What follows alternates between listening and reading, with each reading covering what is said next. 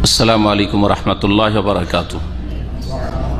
इन्नल हम्दुलिल्लाह नहमदुहु व नस्तईनुहु व नस्तगफिरुहु व नऊज़ु बिल्लाहि मिन शुरूरि अनफुसिना व मिन सय्यिआति अअमालिना मन यहदिहिल्लाहु फला मुदिल्ल लहु व मन युद्लिल फला हादिय लहु व अशहदु अन ला इलाहा इल्लल्लाहु वहदहु ला शरीका लहु व अशहदु अन्न मुहम्मदन अब्दुहु व रसूलुहु सल्लल्लाहु तआला अलैहि व अला आलिहि व सहबिहि व सल्लम तस्लीमन कसीरा। अम्मा बाद फ़क़द क़ालल मुअल्लिफ़ रहिमहुल्लाहु तआला बाबु मन हज़ला बिशैइन फ़ीहि ज़िक्रुल्लाह अविल क़ुरआन अविर रसूल सल्लल्लाहु अलैहि वसल्लम व क़ौलिल्लाहि तआला वलइन सअल्तहुम लयक़ूलुन्ना इन्नमा कुन्ना नख़ूज़ु व नलअब क़ुल अबिल्लाहि व आयातिहि व रसूलिहि कुन्तुम तस्तहज़िऊन ला तातज़िरू क़द कफ़रतुम बादा ईमानिकुम इला आखिरिल बाब। सम्मानित श्रोतामंडলী, আল্লাহ পাক রব্বুল আলমিনের যাবতীয় প্রশংসা যে আল্লাহ পাক রব্বুল আলমিন পাক পবিত্র সমস্ত ত্রুটি থেকে, যে আল্লাহ পাক রব্বুল আলমিনের বাণী কালাম কোরআন কারীম, আল্লাহ পাকের স্মরণ, আল্লাহ পাকের জিকির আজকার, আল্লাহ পাক রব্বুল আলমিনের দিন, আল্লাহ পাক রব্বুল আলমিনের রসুল সাল্লাল্লাহু আলাইহি সাল্লাম সম্মানিত শ্রদ্ধার পাত্র। সালাত এবং সালাম নাজিল হোক প্রিয় মুহাম্মদ রাসূলুল্লাহ সাল্লাল্লাহু আলাইহি সাল্লামের ওপর, যাকে আল্লাহ পাক রব্বুল আলামিন সবচেয়ে বেশি সম্মানিত করেছেন। সুতরাং কেউ যদি এসবের যেসবের কথা উল্লেখ করলাম, আল্লাহ পাকের প্রশংসা করতে গিয়ে আল্লাহ পাককে নিয়ে, আল্লাহ পাকের জিকির আজকার নিয়ে, আল্লাহ পাকের স্মরণ নিয়ে, আল্লাহ পাকের দিন নিয়ে, কোরআনে কারীম নিয়ে, অথবা রাসূলুল্লাহ সাল্লাল্লাহু আলাইহি সাল্লামের মোবারক ব্যক্তিত্ব নিয়ে কেউ যদি উপহাস করে, ঠাট্টা বিদ্রুপ করে, তাহলে সেটি হচ্ছে ইসলাম ভঙ্গকারী বিষয়। আজকের কিতাবুত তাওহীদের দর্সের বিষয়বস্তু হচ্ছে 48 নম্বর অধ্যায়, যাতে রয়েছে এসব বিষয় নিয়ে, দিনের যে কোনো বিষয় নিয়ে ঠাট্টা মজাক করা, উপহাস করার বিধান। এক কথায়, কেউ যদি ইচ্ছা করে হোক আর অনিচ্ছাকৃত হোক, সত্যি সত্যি হোক অথবা রসিকতার ছলে হোক, কেউ যদি এসবকে নিয়ে, দিনের বিষয়কে নিয়ে, দিনের সাথে সম্পৃক্ত যতগুলি বিষয় বা ব্যক্তি রয়েছে তাদেরকে নিয়ে ঠাট্টা মজাক করে, তাহলে এর হুকুম হচ্ছে কুফর। এই কাজটি হচ্ছে কুফর, আর যেই ব্যক্তি এরকম কাজ করবে সে কাফির। এটা হচ্ছে আম হুকুম, তাকফিরে আম হুকুম, সাধারণ হুকুম, যে এই রকম কাজ করবে সে কাফির, আর ওর কাজটি হচ্ছে কুফর। এটা যে কোনো সময় বলা যাবে যদি সেই কাজটি কুফরির কাজ হয়, আর সেই ব্যক্তির কাজ কুফরি কাজ হয়, তাহলে কাফের বলা যাবে। কিন্তু যখন বলা হবে যে অমুক লোক ঠাট্টা করেছে, উপহাস করেছে, সুতরাং ওর হুকুম কি, বলবেন না কখনো যে সে কাফের।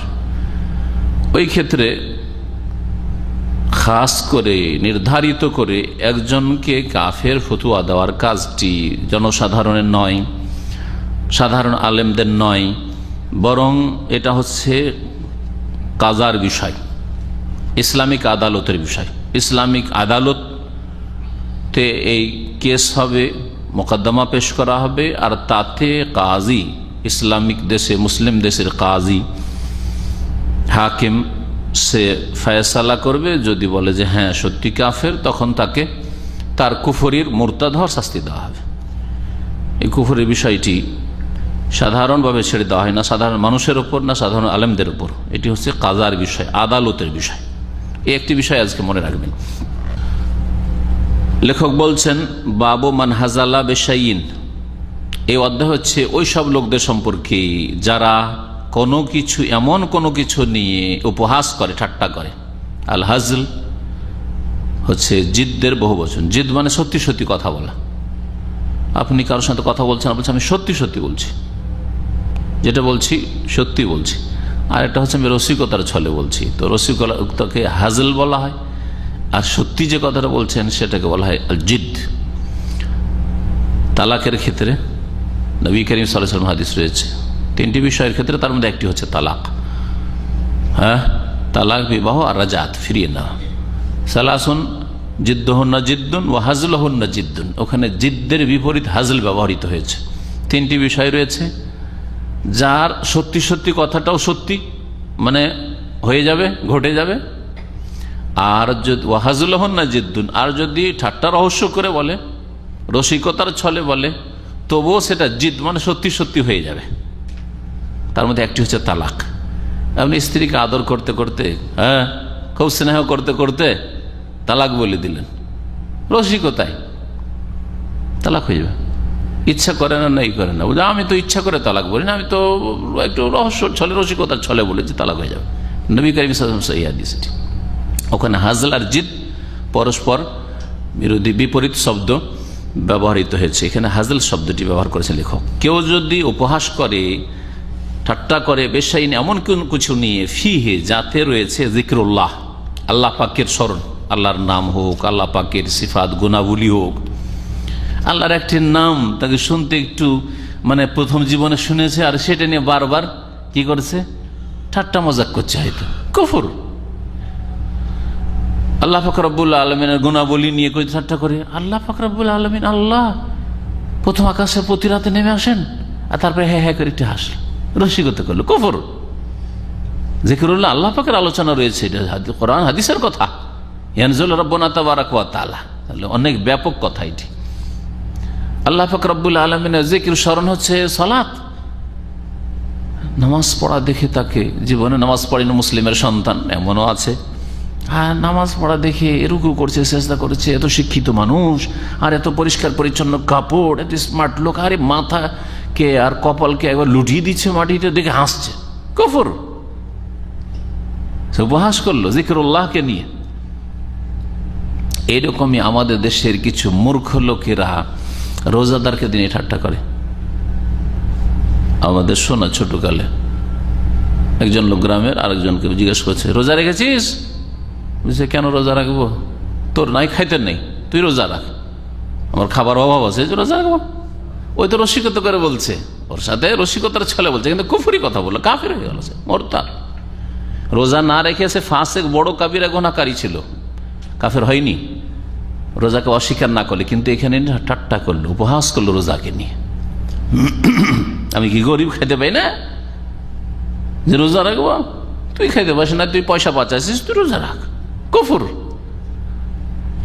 এইরকম বহু বিষয় রয়েছে। জিকরুল্লাহ, তাহলে শুধু জিকরুল্লাহ মানে আল্লাহ পাকের জিকির আজকার না, আল্লাহ পাকের কথা যেখানে আলোচনা হয়, যেই কথায় আল্লাহ পাকের আলোচনা রয়েছে, ওই কথা বা ওই বিষয়টাকে নিয়ে কেউ যদি ঠাট্টা করে, আবিল কোরআন অথবা কোরআন নিয়ে কেউ যদি ঠাট্টা মজাক করে, আবির রসুল বা রসুল সাল্লাল্লাহু আলাইহি সাল্লামকে নিয়ে কেউ যদি উপহাস করে, রাসূলুল্লাহ সাল্লাল্লাহু আলাইহি সাল্লামের বহু বিবাহকে নিয়ে কেউ যদি উপহাস করে, রসিকতা, কুফর।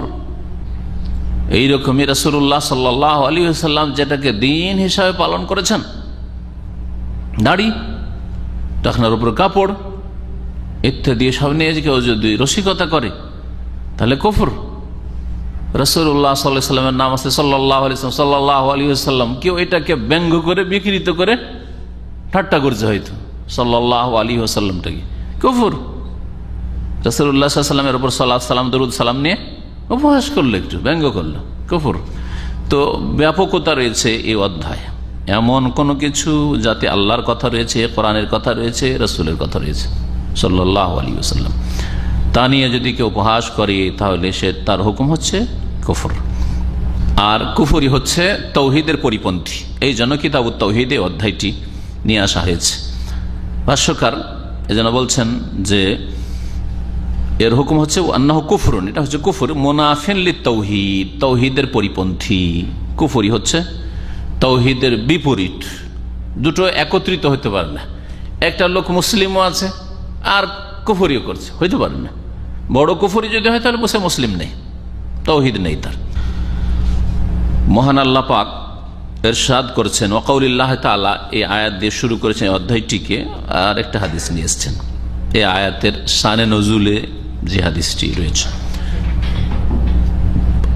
আল্লাহ পাক ইরশাদ করেছেন ওয়ালাইন সাআলতাহুম, হে নবী মুহাম্মদ সাল্লাল্লাহু আলাইহি ওয়াসাল্লাম, তুমি যদি এদেরকে জিজ্ঞেস করো, মুনাফিকদেরকে, আয়াতের প্রসঙ্গ হচ্ছে মুনাফিকরা, মুনাফিকদেরকে যদি জিজ্ঞেস করো, সূরা তাওবার আয়াত নম্বর 65, সূরা তাওবায় মুনাফিকদের মুখোশ খুলে দেওয়া হয়েছে। এই জন্য সূরা তাওবার অপর নাম হচ্ছে সূরাতুল ফাদিহা। ফাদিহা মানে হচ্ছে মুখোশ খুলে দেওয়া, হ্যাঁ, ফাদাহা ইয়াফদাহু, লাঞ্ছিত অপদস্থ করে দেওয়া, লুকিয়ে লুকিয়ে পাপ করছে, কুফরি লুকিয়ে রেখেছে আর ষড়যন্ত্র ভিতর ভিতর চালাচ্ছে ইসলামের বিরুদ্ধে, মুসলিমদের বিরুদ্ধে, রাসূলুল্লাহ সাল্লাল্লাহু আলাইহি ওয়াসাল্লামের বিরুদ্ধে, সাহাবায়ে কেরামদের বিরুদ্ধে। তাদেরকে কি করা হয়েছে? তাদের ফজিহত করে দেওয়া হয়েছে, মানে তাদের মুখোশ খুলে দেওয়া হয়েছে, তাদের এইসব লুকায়িত ষড়যন্ত্রকে তুলে ধরা হয়েছে। আল্লাহ পাক রব্বুল আলামিন বলছেন এই সূরা একটি আয়াত, অমিন আহলিল মাদিনাতে মারাদু আলান নিফাক, মদিনায় এমনও অনেক লোক আছে, মারাদু আলান নিফাক, শুধু তারা মোনাফেক না, মোনাফেকিতে তারা শীর্ষস্থানীয়। লা তা'লামুহুম, আল্লাহ বলছে হে নবী তুমি ওদের একটা একটা করে জানো না, চেনো না। তার মানে বোঝা গেল নবী আলেমুল গায়েব নন। তাহলে কেউ যদি নবীকে আলেমুল গায়েব বলে তাহলে কোরআন বিরোধী কথা নয়। আল্লাহ বলছেন লা তা'লামুহুম, ওদের একটা একটা করে তুমি চেনো না যে কে মুনাফিক। নাহনু না'লামুহুম, আল্লাহ বলছেন আমি আল্লাহ জানি, ওদের সবকে চিনি, সবকে জানি। তাহলে মুখোশ খুলে দেওয়া হয়েছে না, যে মদিনাতে ঘরে ঘরে কিন্তু লুকিয়ে আছে মুনাফিক। ওয়ালা ইন সাআলতাহুম, যদি তাদেরকে জিজ্ঞেস করো, মানে মুনাফিকদেরকে, যে তোমরা এইরকম কথা কেন বললে, ওরা সাহাবাই কেরামদেরকে নিয়ে আর রাসূলুল্লাহ সাল্লাল্লাহু আলাইহি ওয়াসাল্লামকে নিয়ে ঠাট্টা উপহাস করেছিল। এক জিহাদ থেকে ফিরে আসছিলেন রাসূলুল্লাহ সাল্লাল্লাহু আলাইহি ওয়াসাল্লাম, সাহাবাই কেরাম ছিলেন, আর মুনাফিকরাও যেত, কখনো কখনো যেত তারা জিহাদে গনিমতের ধন সম্পদের জন্য, আর তারপর একটু বুঝিয়ে দেওয়ার জন্য, মানিয়ে দেওয়ার জন্য যে আমরা তোমাদের সাথে মুসলিম আছি। ওহদে রাস্তা থেকে ফিরে এসেছিল, কিন্তু বাকি কিছু কিছু যুদ্ধ তারা যেত। তো এইরকম এই জিহাদের সফরে ওরা বলছে যে আমাদের মধ্যে এমন লোক আছে যারা একেবারে কাপুরুষ, পেটুক, হাদিসের ভাষাতে শব্দগুলি আসছে। তো এইরকম কথা বলেছিল, আর উদ্দেশ্য করেছিল কাপুরুষ, পেটুক, এরা খেতে পারে বেশি। নবী সাল্লাল্লাহু আলাইহি ওয়াসাল্লামকে উদ্দেশ্য করেছিল, আর সাহাবাই কিরাম, মুহাজিরিন, আনসার রাদিয়াল্লাহু আনহুম, এদেরকে পেটুক বলেছিল আর কাপুরুষ বলেছিল এই মুনাফিকগুলো। আল্লাহ পাক রব্বুল আলামিন নবীকে জানিয়ে দিলেন ওহী করে। আর ওইদিকে আওফ বিন মালিক আসছে, এক সাহাবী, উনি শুনে নিয়েছেন তোমরা এইরকম কথা বললে, এখনই গিয়ে আমি রাসূলুল্লাহ সাল্লাল্লাহু আলাইহি ওয়াসাল্লামের কাছে দৌড় দিয়ে যাবো বলে আসবো। এইরকম কথা বলো নবী সম্পর্কে, আর নবীর সাহাবী আবু বকর, ওমর সম্পর্কে, মুহাজিরিন, আনসার সম্পর্কে। উনি দৌড় দিয়ে বলার জন্য আসছেন, তার আগে ওহী চলে এসছে, তার আগে ওহী চলে এসছে। নবী সাল্লাল্লাহু আলাইহি ওয়াসাল্লাম দেখে জিজ্ঞেস করেন ওই মুনাফিককে, যার কথা বলা হলো যে অমুক এরকম কথা বলেছে মুনাফিকদের মধ্যেকার, ওদেরকে যখন জিজ্ঞেস করা হইলো তখন ওরা বলছে যে আসলে উদ্দেশ্য করে বলিনি, সত্যি সত্যি বলিনি, রসিকতার ছলে একটু বলেছি, আসলে দীর্ঘ সফর করে আসছি আর টাইম পাস করার জন্য বলেছি। অনেকে বলে যে টাইম পাস করছি, ইন্টারনেটে কি করছেন, ফেসবুকে টাইম পাস করছি, টাইম পাস হচ্ছে না, বিদেশে আছি, টাইম পাস করছি। তো অনেকে পাপ দিয়ে টাইম পাস করে। মুনাফিকরা ইসলামের বিরুদ্ধে, মুসলিমদের বিরুদ্ধে ষড়যন্ত্র, আর ইসলামকে নিয়ে, মুসলিমদেরকে নিয়ে, ইসলামের রসুলকে নিয়ে ঠাট্টা মজাক করে, টাইম পাস করে মুনাফিকরা। মুসলিম দেশে এরকম বহু মুনাফিক আছে, মাঝে মধ্যে এরকম কিছু ছাড়ে ইসলামের বিরুদ্ধে, তাই না? এরা মুনাফিক। আর এক শ্রেণীর পাপী, যারা শাহওয়াতের ব্যাধি, যাদের কুপ্রবৃত্তির ব্যাধি রয়েছে, ওরা টাইম পাস করে বিভিন্ন পাপে, ইন্টারনেটে সারা রাত কাটিয়ে দেয়, ফেসবুকে কাটিয়ে দেয়, আর কত কি কার সাথে কিসে চ্যাটিংয়ে কাটিয়ে দেয়, হ্যাঁ, কত কি, ওগুলো আপনারা বেশি জানেন। আর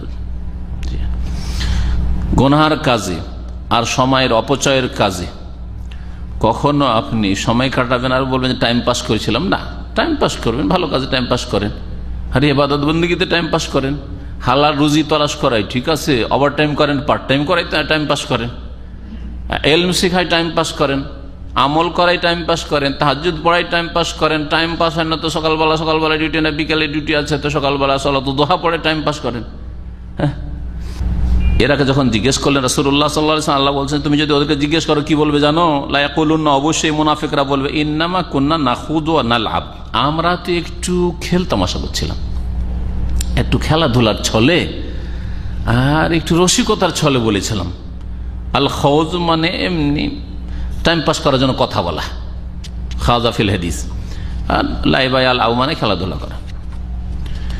আল্লাহ পাক রব্বুল আলামিন পরের অংশ আয়াতের তাতে বলছেন, কুল হে নবী, ওরা যখন এইরকম বলবে তুমি তাদেরকে বলে দাও, আবিল্লাহে ওয়া আয়াতিহি ওয়া রাসূলি কুনতুম তাস্তাহজিউন, কি তোমরা আল্লাহর সাথে আর আল্লাহ পাকের আয়াতের সাথে, কোরআনে কারীমের আয়াত সমূহের সাথে, ওয়া রাসূলিহি আর আল্লাহ পাকের রাসূলের সাথে কুনতুম তাস্তাহজিউন ঠাট্টা উপহাস করছো? আরে সাহাবায়ে কেরামদের নিয়ে ঠাট্টা মজাক করো, রাসূলকে নিয়ে তোমরা উপহাস করো। তারা ঠাট্টা মজাক কিন্তু আল্লাহর সাথে করেনি, কোরআনের আয়াতের সাথে করে নাই। রাসূল সাল্লাল্লাহু আলাইহি ওয়াসাল্লাম এবং সাহাবায়ে কেরামদের সাথে করেছে। কিন্তু আল্লাহ বললেন যে তোমরা আল্লাহর সাথে ঠাট্টা করো, আল্লাহর আয়াতের সাথে, আল্লাহ পাকের রাসূলের সাথে। আল্লাহ কি বাড়িয়ে বলেছেন? মিথ্যা বলেছেন না বাড়িয়ে বলেছেন? বাড়িয়ে বলেনি। কারণ ওই সাহাবী মুহাজিরিন আনসারকে নিয়ে কেন ঠাট্টা করতো তারা? কারণ তারা কোরআন মানে, কোরআন পালন করে, কোরআন আয়াত মোতাবেক জীবনযাপন করে। সেই জন্য মুহাজিরিন আনসারকে নিয়ে, রাসূলুল্লাহ সাল্লাল্লাহু আলাইহি ওয়াসাল্লামকে নিয়ে কেন তারা উপহাস করেছিল? কারণ তা আল্লাহ পাকের ইবাদত বন্দেগী করে, আল্লাহ পাকের তৌহিদ প্রতিষ্ঠা করতে চায়। তাহলে তারা যেন এই লোকগুলিকে ঠাট্টা করে, এই লোকগুলির উপহাস করে আল্লাহর সাথে উপহাস করলো। কারণ এরা আল্লাহর প্রতি ইমানদার যদি না হইতো, মুনাফিকদের দলের মুশরিক হইতো। এরা যদি কোরআনের প্রতি ইমানদার না হইতো, কোরআনে কারীমের আয়াত আর সূরাতের উপর আমল করা লোক না হইতো, তাহলে এদেরকে নিয়ে ঠাট্টা করতো না। ঠিক কিনা বলেন? আমাকে আমার দাড়ির জন্য যদি ঠাট্টা করে, তো এটা আমার ব্যক্তির জন্য ঠাট্টা করছে, আমার ইসলামের জন্য ঠাট্টা করছে, তাহলে ইসলামকে নিয়ে ঠাট্টা করলো। আমার পোশাককে নিয়ে যদি ঠাট্টা করে, তাহলে আমার ব্যক্তি নিয়ে ঠাট্টা করে না। কি জন্য? আমি ইসলামী পোশাক টাকনার ওপরে কাপড় পরি, সেই জন্য। সন্ত্রাসী বলা, কট্টরপন্থী বলা, চরমপন্থী বলা, বা অসভ্য বলা, মৌলবাদী বলা, সবগুলি এগুলি হচ্ছে কি ঈমান ভঙ্গকারীর অন্তর্ভুক্ত। আল্লাহ পাক রব্বুল আলামিন তারপরের আয়াত নম্বর ৬৬-তে বলছেন, লা তা'তাযিরু, তোমরা কোনো ওজর পেশ করিও না। ওজর পেশ করার জন্য এসেছিল, হাদিস আসছে। আল্লাহ বলছেন যে হে নবী ওদেরকে বলে, লা তা'তাযিরু, কোনো ওজর চলবে না তোমাদের, কোনো অজুহাত শোনা হবে না, বাহানা শোনা হবে না, যে আসলে এই জন্য করেছিলাম, সেই জন্য করেছিলাম, ভুল করেছি, না, ওই সব শোনা হবে না। লা তা'তাযিরু কাদ কাফারতুম বাদা ঈমানিকুম, তোমরা মুমিন মুসলিম হওয়ার পরে, তোমাদের ঈমানের পরে কি করেছো? কুফরি করেছো, কাফের হয়ে গেছো। আল্লাহ পাক রব্বুল তাদের মৌখিক কালেমার উচ্চারণকে, শাহাদাকে ঈমানে আখ্যায়িত করেছেন। বাহ্যিক তোমরা ঈমান নিয়ে এসেছিলে, কিন্তু এই উপহাসের কারণে কি হয়ে গেছো? কাফের হয়ে গেছো। কাদ কাফারতুম বাদা ঈমানিকুম। এইরকমই মুসলিম পরিবারে জন্ম নেওয়ার কারণে তোমরা মুসলিম ছিলে, মুমিন ছিলে জন্মসূত্রে, কিন্তু যদি ঈমান ভঙ্গকারী, ইসলাম ভঙ্গকারী কোনো কাজ কথা করে থাকো, বলে থাকো, তাহলে লা তা'তাযিরু, কোনো ওজর চলবে না। হজ বলে হজ হচ্ছে অপচয়, কুরবানি হচ্ছে অপচয়, লা তা'তাযিরু, কোনো ওজর চলবে না এসব। কাদ কাফারতুম বাদা ঈমানিকুম, তোমাদের ঈমান ইসলামের পরে কাফের হয়ে গেছো, মুরতাদ হয়ে গেছো, কুফরি করেছো। এই আয়াত থেকে যেসব মাসাইলগুলি জানতে পারলাম, তার একটি হচ্ছে, ভাষ্যকার বলছেন, আন্নাল ইস্তেহজা বিল্লাহি ওয়া আয়াতিহি। ভাষ্যকার কে? কিতাবের ভাষ্যকার কে বলতে পারেন? আল্লামা সালেহুল ফৌজান হাফিজাহুল্লাহ তাআলা, সৌদি আরবের বর্তমান সবচেয়ে বড় আলেম বলা যেতে পারে। কারণ শেখ ইবনে বাজ রহমাতুল্লাহ ইন্তেকাল করেছেন, তারপরে শেখ ইবনে উসাইমিন ছিলেন, তিনিও ইন্তেকাল করেছেন। আর একজন বড় আলেম ছিলেন শেখ আব্দুল জবরিন, তিনিও ইন্তেকাল করেছেন। এখন বড় আলেম বলা যেতে পারে আল্লামা সালেহুল ফৌজান হাফিজাহুল্লাহ। তিনি বলছেন যে এই আয়াত থেকে যা জানা গেল, তার একটি হচ্ছে আন্নাল ইস্তেহজা বিল্লাহ, আল্লাহকে নিয়ে উপহাস করা, আয়াতিহি, আল্লাহ পাকের আয়াত, কোনো একটি কোরআন আয়াতকে নিয়ে, কোনো একটি আয়াতের মাসলা বিষয়কে নিয়ে, তার মধ্যে একটা হেজাব, পর্দা, দিনের যে কোনো বিষয় হোক না কেন, কোরআনে কারীমে বহু বিধিবিধান রয়েছে, আর বহু আকীদার বিষয় রয়েছে, বহু ঘটনাবলী, কিসাস রয়েছে, যে কোনো কিছুকে নিয়ে কেউ যদি উপহাস করে, ওয়া রাসূলিহি, আর তার রাসূলকে নিয়ে ঠাট্টা উপহাস করা, কুফরুন, এটা হচ্ছে কুফরি, ইউনাফি তাওহীদ, যা তাওহীদ বিরোধী, তাওহীদ পরিপন্থী। 2 নম্বর বিষয় হচ্ছে, যা আয়াত থেকে জানতে পারলাম, আন্না মান ফাআলাল, কেউ যদি কুফরি কাজ করে ফেলে, যেমন যে ঠাট্টা করলো আল্লাহর দিনকে নিয়ে, আল্লাহ পাককে নিয়ে অথবা আল্লাহ পাকের আয়াত নিয়ে, আল্লাহ পাকের রসুলকে নিয়ে কুফরি কাজ করলো। ওয়াদ্দা আন্নাহু লাম ইয়ালাম আন্নাহু কুফর। আর যদি সে এই দাবি পেশ করে যে আমি তো জানতাম না যে এটা কুফরি, আমরা তো একটু রসিকতার ছলে বলেছি, যেমন মুনাফিক এসে বলেছিল যে ইয়া রাসূলুল্লাহ এই লম্বা সফর, দূর থেকে আসছি মদিনার উদ্দেশ্যে, আর টাইম পাস হয় না, টাইম পাস করার জন্য একটু সাথী সঙ্গীদের সাথে আমরা একটু খেলতামাশার ছলে বলেছি, আমরা জানতাম না যে এত বড় অপরাধ আর কুফরি হয়ে যাবে। যদিও সে দাবি করে যে আন্নাহু লা ইয়ালাম আন্নাহু কুফরুন, যে এটা কুফরি, আমরা তো এত বড় অপরাধ জানতাম না। লা ইউজারু বিযালিক, এই ওজর গ্রহণযোগ্য নয়। তার মানে যাও তুমি মুসলিম না, মুরতাদ হওয়ার কাজ করেছে, কুফরি কাজ করেছে, ওর সামনে এখনো তওবার রাস্তা খোলা আছে। একদল বলছেন মুরতাদের সামনে তওবার রাস্তা বন্ধ, আর না, সরকারের কাছে খবর পৌঁছে গেলে ওকে শাস্তি দেবে। আর এক দল বলছেন না, তওবার তাকে সুযোগ দেওয়া হবে, তওবার জন্য আহ্বান করা হবে। যদি তওবা করে নাই তাহলে তার তওবা গ্রহণ করা যেতে পারে দুনিয়ার শাস্তি তার থেকে সরানোর ক্ষেত্রে, আর আখিরাতের ক্ষেত্রে আল্লাহ পাক তার অন্তর জামি, আল্লাহ পাক রব্বুল আলামিন তওবা কবুল করবেন। 3 নম্বর যা জানা যায় ওজুব ও তাজিম যিকরিল্লাহ, আল্লাহ পাকের স্মরণ, আল্লাহ পাকের কি কিতাব, আল্লাহ পাকের কিতাব, আল্লাহ পাকের রসুল, এসব বিষয়ের তাজিম করা ফরজ, শ্রদ্ধা সম্মান করা ফরজ। সামান্য যেন তাজিমে অবমাননা না আসে। যারা অতিরঞ্জন করতে যায় নবী সাল্লাল্লাহু আলাইহি ওয়াসাল্লাম সম্পর্কে, বেশি বাড়িয়ে ফজিলত দেখাতে যায়, তারা আবার আরাক গর্তে গিয়ে পড়ে, অবমাননা করে ফেলে। এ বিষয়টা জানেন না? নবী করিম সাল্লাল্লাহু আলাইহি ওয়াসাল্লামকে যদি কেউ বলে আলেমুল গায়ব, সব গায়ব জানতেন, সব কিছুর ক্ষমতা, জানার ক্ষমতা ছিল, নবী সাল্লাল্লাহু আলাইহি ওয়াসাল্লাম হাজির নাজির, নবী সাল্লাল্লাহু আলাইহি ওয়াসাল্লাম সব জায়গায় হাজির থাকতেন আর সব কিছু দেখতে পেতেন, তো নবী করিম সাল্লাল্লাহু আলাইহি ওয়াসাল্লাম কি তার বিবির হাতটা হারিয়ে গেছে দেখতে পান না? এটা একটা ঘটনা। আর তারপরও সাহাবীদেরকে হয়রান করছেন, তলাশ করো তলাশ করো তলাশ করো, আর উটের পেটের তলায় পড়ে আছে। হ্যাঁ, উটটা বসে গেছে হাড়ের ওপর, মানহানি করলো না? তারপরে রাসূলুল্লাহ সাল্লাল্লাহু আলাইহি ওয়াসাল্লামের পরিবার কে যখন ওই উটের ওপরে যে হাওদাটা থাকে ওইটা যখন উঠানো হইল, হালকা মানুষ আয়েশা রাদিয়াল্লাহু আনহা ছিলেন, সহিহ বুখারীর হাদিস, সবাই ভাবলো যে এর ভিতরে উনি আছেন, আর কয়েকজন মিলে উঠিয়ে উটের পিঠে চাপিয়ে দিয়েছে, ভিতরে মা আয়েশা আছেন, উঠিয়ে দিয়েছে। আসলে মা আয়েশা রাদিয়াল্লাহু আনহা কাজে হাজাতের জন্য, শৌচকার্য পুরা করার জন্য দূরে গিয়েছিলেন একটু, এসে দেখেন কেউ নেই, সব চলে গেছে। নবী সাল্লাল্লাহু আলাইহি ওয়াসাল্লাম চলে যাচ্ছেন মদিনার উদ্দেশ্যে নিজের স্ত্রীকে ছেড়ে। আরে আধা পাগল মুসলিম নাই, অমুসলিমও কেউ নিজের স্ত্রীকে ছেড়ে এরকম চলে আসবে না, আসবে? তাহলে নবী আলেমুল গায়ব যদি হন, নবী যদি হাজির নাজির হন, হাজির মানে সব জায়গায় হাজির, নবীর বিবি যেখানে বাথরুম করছেন ওখানেও হাজির, নাজির মানে ওইটাও দেখছেন, হ্যাঁ, নজর আছে ওর ওপর, তারপরে বিবিকে ছেড়ে চলে আসছেন, আর তারপরে বিবির মিথ্যা অপবাদ লেগে যাচ্ছে, আবার বিশ্বাস হয়ে যাচ্ছে যে ঠিকই হইতেও পারে। আর 1 মাস ধরে নিজেও পেরেশান, স্ত্রীও পেরেশান, শ্বশুর শাশুড়ি আবু বকর আর তাই সবাই পেরেশান, কি খেলতামাশা করছেন নাকি? তাহলে নবী করিম সাল্লাল্লাহু আলাইহি ওয়াসাল্লামকে নিয়ে বাড়াবাড়ি করলে আর এক অবমাননা, তৌহিন হয়ে থাকে, এটাও তাজিমের খেলাফ। এজন্য যার যেখানে মর্যাদা আছে, হ্যাঁ, সেখানে রাখা হচ্ছে তার জন্য শ্রদ্ধা পোষণ করা, সম্মান ইজ্জত করা। আর আমাকে যদি বলেন মন্ত্রী সাহেব, হ্যাঁ, তাহলে কি হবে?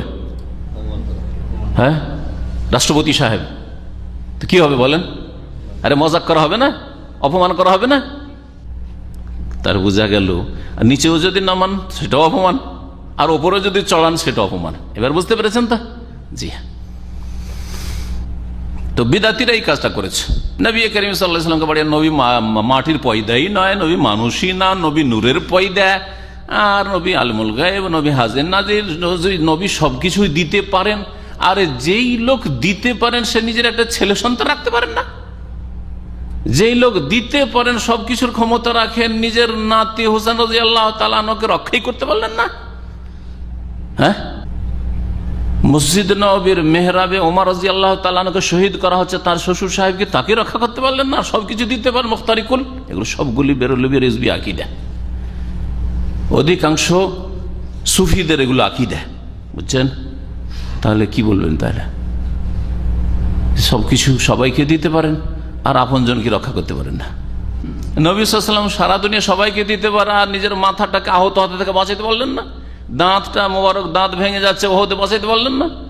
হ্যাঁ, নবী আলেমুল গায়ব, তার জানছেন যে ওইখানে তাইফে গিয়ে মার খেতে হবে আর একটা লোক হেদায়েত হবে না, তারপর খামো খেতে যাবেন, অনর্থক কাজ করবেন? আপনি আমি অনর্থক কাজ এরকম করবো?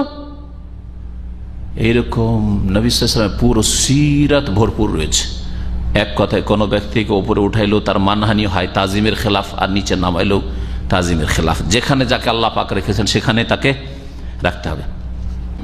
4 নম্বর বিষয় এ আয়াত থেকে জানতে পারলাম, আন্না মান তালাফাযা বিকালামিল কুফর, কেউ যদি কুফরি কথা উচ্চারণ করে, কুফরি কথা উচ্চারণ করে, কাফারা, তাহলে কাফির হয়ে যাবে। ওয়ালাউ লাম ইয়াতাকিদ মা ক্বালা বিকলবিহি, যদিও অন্তরে তার বিশ্বাস নেই, অন্তরে সে বিশ্বাস নেই, কিন্তু সে কুফরি কথা বলল স্বেচ্ছায়, তাহলে সে কাফের হয়ে যাবে।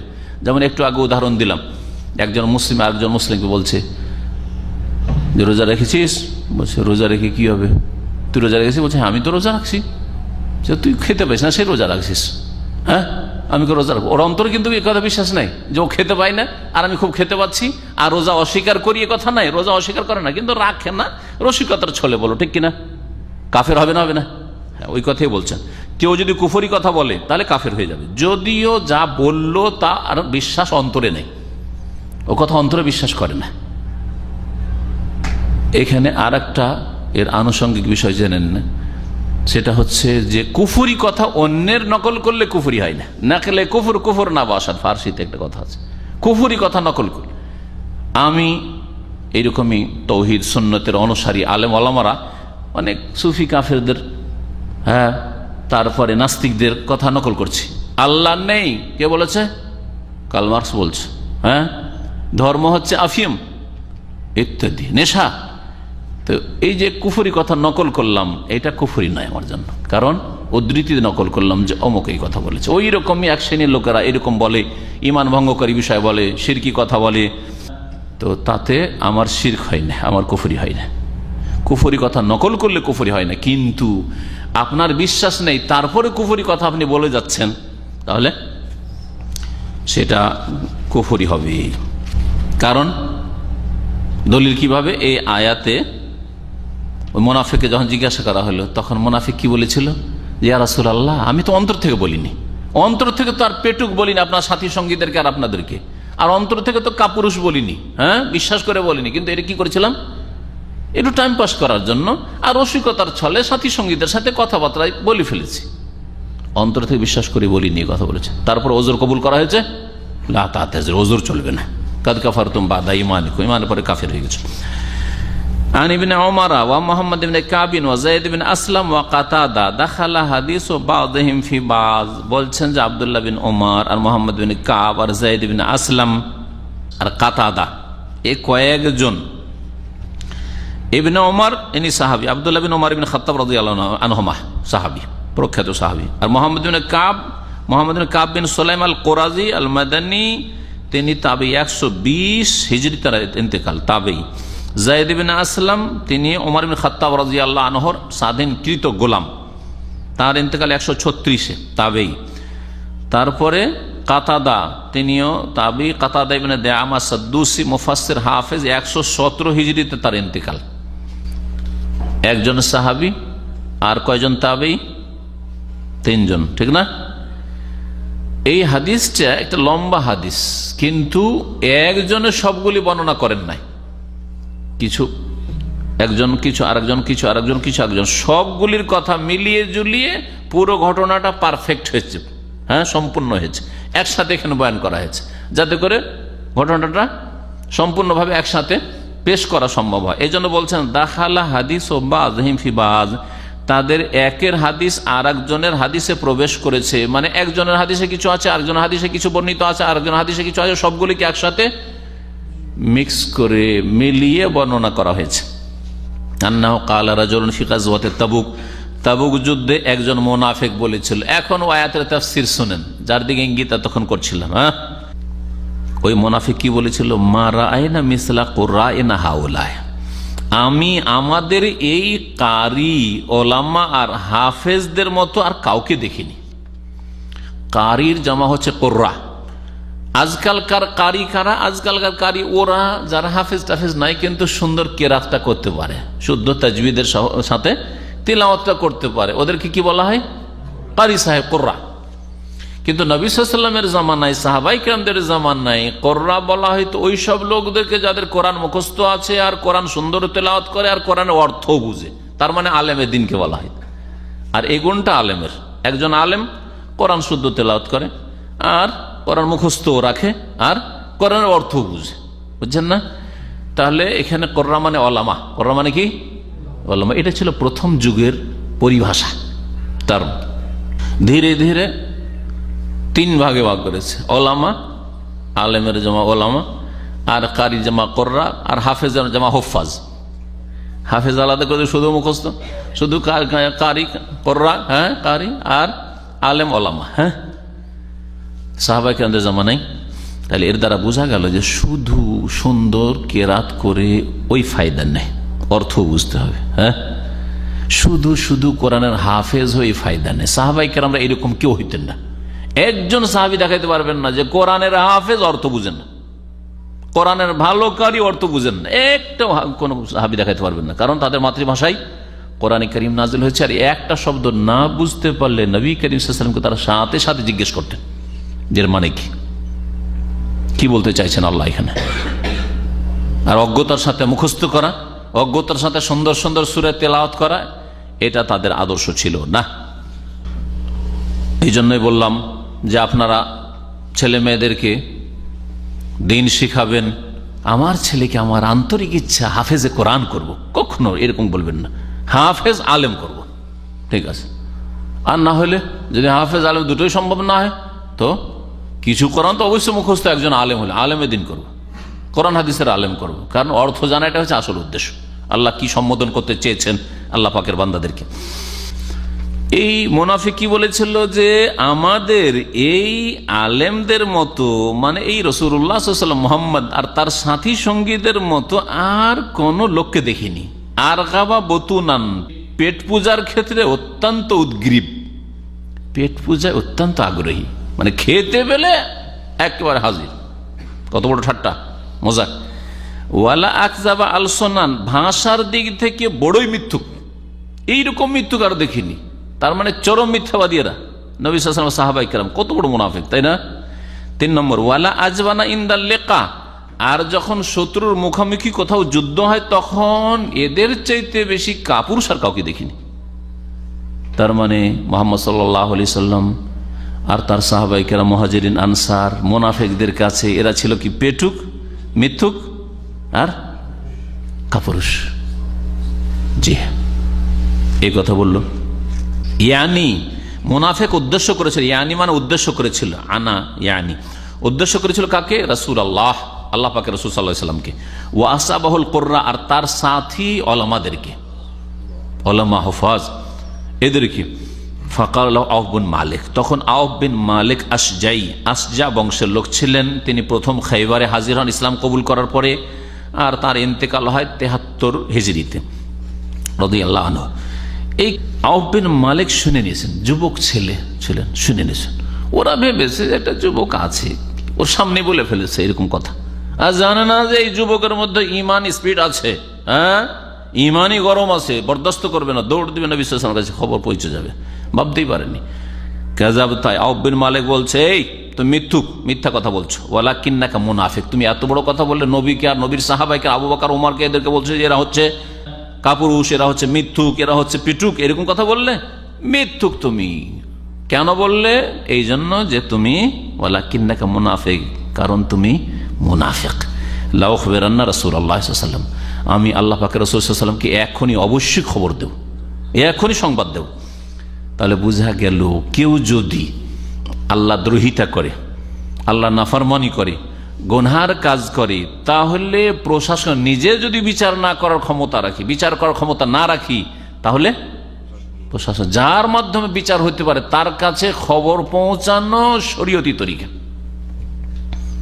সৌদি আরবে আছেন, কোন এরকম পাপ হচ্ছে কোথাও, নিজে কিছুই করতে পারবেন না, তাহলে সৌদি আরব আলহামদুলিল্লাহ হাইয়া সংস্থা রয়েছে, হাইয়াতুল আমর বিল মারুফ ওয়ান নাহি আনিল মুনকার, তাদের কাছে আপনি সংবাদ দিয়ে দিবেন, সংবাদ দিয়ে দিলেন, অথবা আপনি পুলিশে সংবাদ দিয়ে দিলেন যে সেটা যদি পুলিশ কেস হয়, বা যেই বিষয়ের সেখানে পৌঁছে দিলেন খবর, যেভাবে পারেন আপনি পৌঁছে দিলেন, বা যারা পৌঁছাতে পারে তাদের কাছে পৌঁছে দিলেন খবরটা, তাহলে আপনি দায়িত্বমুক্ত হয়ে গেলেন, আল্লাহর কাছে জবাবদিহি করতে হবে না।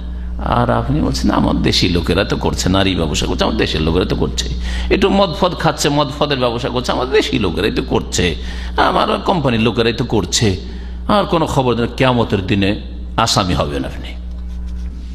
আর এই গীবত, এটা গীবত নয়, হ্যাঁ, খবর দেওয়া হলো যে, বরং চুগলখড়ি, হ্যাঁ, দোষও বলা হলো ওদের মুনাফিকের, আর কি করা হলো, এক কথা আর এক জায়গার কথা আর এক জায়গায় লাগানো, এটাকে চুগলখড়ি নামিমা বলা হয় না? তো এই নামিমাও গীবতের মতো বৈধ রয়েছে। চুগলখড়ি প্রয়োজনে জায়েজ, মুস্তাহাব, আর কখনো কখনো ফরজ, শুধু সবসময় জায়েজ নয়। যেখানে দেখবেন যে এই খবরটা যদি না পৌঁছায় তাহলে এতে ফিতনা হবে, খবর না পৌঁছালে, না জানালে এতে আরো বেড়ে যাবে। শয়তান প্রকৃতির মানুষ, বদচরিত্রের মানুষ, এরা অন্যায় কথা চর্চা করবে, এরা আরো মানুষকে বিভ্রান্ত করছে, তাহলে পৌঁছে দিতে হবে। এই চুগলখড়ি করা ওয়াজিব। ফাজাহাবা আউফ ইলা রাসূলিল্লাহ সাল্লাল্লাহু আলাইহি ওয়াসাল্লাম, এই আউফ বিন মালিক রাদিয়াল্লাহু আনহু রাসূলুল্লাহ সাল্লাল্লাহু আলাইহি ওয়াসাল্লামের কাছে গেলেন লিইখবিরাহু, সংবাদ দেওয়ার জন্য। ফাওয়াজাদাল কোরআন কাদ সাবাকাহু, গিয়ে পেলেন কোরআনকে, যে কোরআন তার আগেই পৌঁছে গেছে। কোরআন আগে পৌঁছে গেছে মানে রাসূলুল্লাহ সাল্লাল্লাহু আলাইহি ওয়াসাল্লামের কাছে আগে ওহী নাযিল হয়ে গেছে। ইয়া রাসূলুল্লাহ, এরকম খবর নিয়ে এসেছি, মুনাফিক এরকম বলছে, অমুক। নবী সাল্লাল্লাহু আলাইহি ওয়াসাল্লাম বলছেন যে আমার কাছে আল্লাহ পাক আসমান থেকে খবর আগে পাঠাই দিয়েছেন। জি। ফাজা যালিকা রাজুল, ওই লোক তো বুঝতে পেরে নিয়েছে যে খবর তো পৌঁছে গেল, আর তাদের জানের ভয়, জান প্রিয় কাফের কাছে, কারণ মুনাফিকরা তো আসলে কাফের, হ্যাঁ, আসল হচ্ছে তারা কাফের। আসল তো কাফের সম্পর্কে আল্লাহ বলছে ইয়াওয়াদ্দু আহাদুহুম লাউ ইউআম্মারু আলফা সানাহ, কারণ কাফের তো হাজার হাজার বছর বাঁচতে চায়, দীর্ঘদিন বাঁচতে চায়। আল্লাহ পাক এখানে আলফ বলে দীর্ঘদিন বুঝাতে চেয়েছেন, যদি আলফ মানে হাজার, কিন্তু দীর্ঘদিন বাঁচতে চায়। সুতরাং কখনো এইরকম রিস্কে যেতে চায় না যে জানমালের রিস্ক হয়ে যাক, ঝুঁকি হয়ে যাক, দৌড় দিয়ে ছুটে এসছে। যা যালিকা রাজুল, ওই মুনাফিক আসলো রাসূলুল্লাহ সাল্লাল্লাহু আলাইহি ওয়াসাল্লাম কাছে, ওয়াকাদ ইরতাহালা ওয়া রাকিবা নাকাতাহু, নবী সাল্লাল্লাহু আলাইহি ওয়াসাল্লাম প্রস্থান করেছেন, যেখানে অবস্থান করেছিলেন সেখান থেকে প্রস্থান করেছেন মদিনার উদ্দেশ্যে।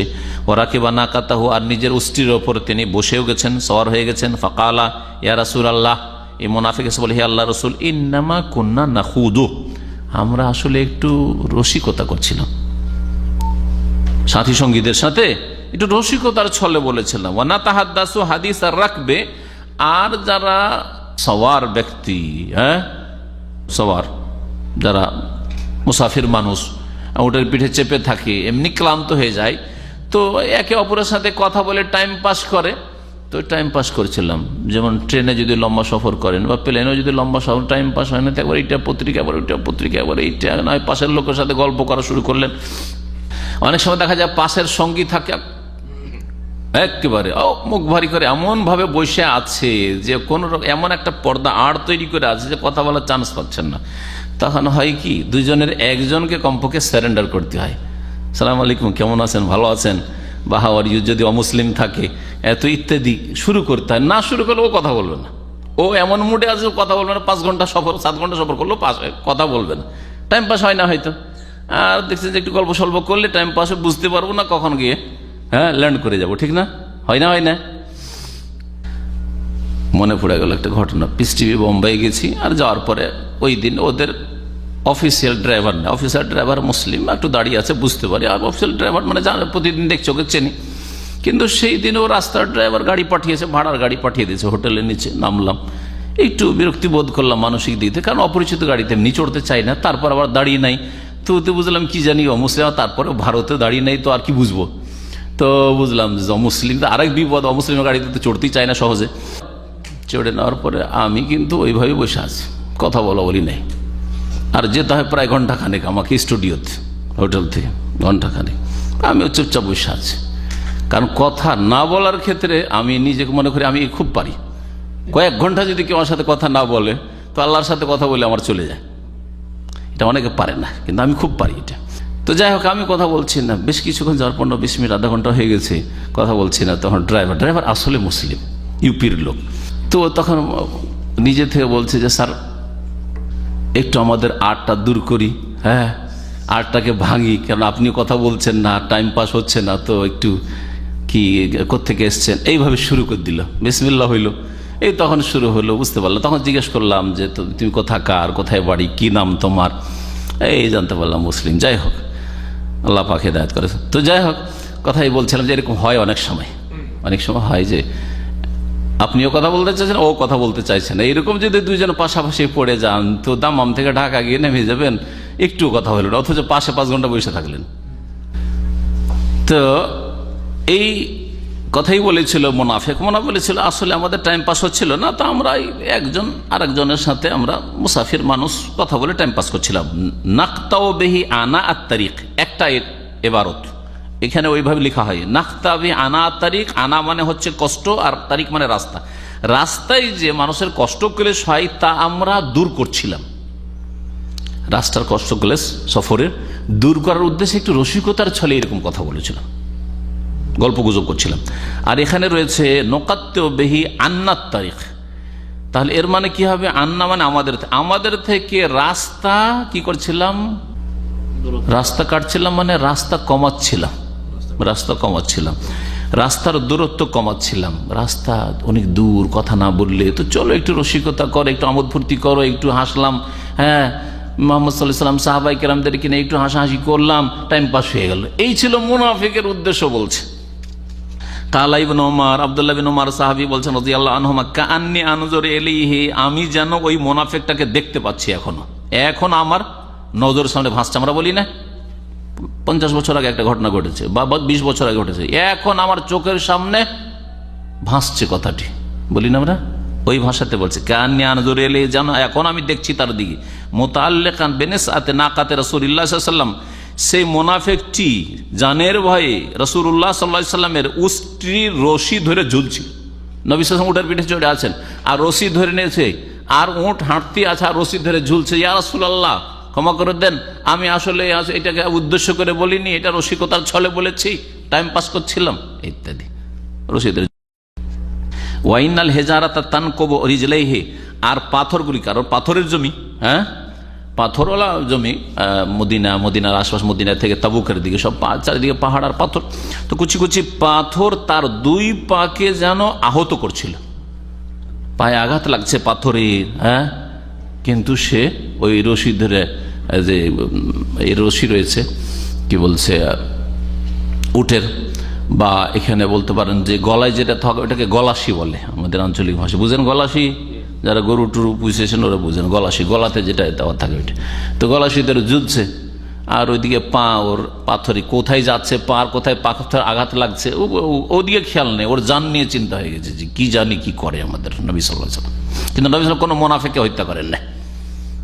বহুবার বলেছেন ওমর রাদিয়াল্লাহু তাআলা, দানি ইয়া রাসূলুল্লাহ আযরিব উনকা হাযাল মুনাফিক, আমাকে একটু শুধু অনুমতি দেন, ছেড়ে দেন, শুধু আমি এই মুনাফিকের গর্দনটা উড়িয়ে দিই। নবী করিম সাল্লাল্লাহু আলাইহি ওয়াসাল্লাম বলেছেন লা কাই লা ইয়াতাহাদ্দাসু নাস, যাতে মানুষে বলার এই সুযোগ না পায় যে আন্না মুহাম্মাদান ইয়াকতুলু আসহাবাহ, মুহাম্মদ তার সাথী সঙ্গীদেরকে খুন করে, এ কথা বলার সুযোগ দিতে চায় না কাউকে। এই জন্য মুসলিম দেশে যেসব মুনাফিকগুলি জন্মাচ্ছে বা জন্মে আছে, বা এইরকমই যেসব বড় বড় শিরকারী আর কুফরিকারী আর শির কুফরি আকিদার লোকেরা আছে, তাদেরকে হত্যা করা এটা ভালো কাজ নয়। এতে মানুষ মনে করবে, অমুসলিমেরা বলে বাড়াবে যে দেখো মুসলিমকে হত্যা করছে, হ্যাঁ ও বিদাতি আলেমকে, ও শিরক করা আলেমকে, মাজার পূজারী আলেমকে তো আলেম মনে করছে, দেখো এদের আলেমকে খুন করে না, হ্যাঁ এরা মুসলিমকে খুন করে, দেখো অমুক মুসলিম ওকে খুন করে দিল, হ্যাঁ।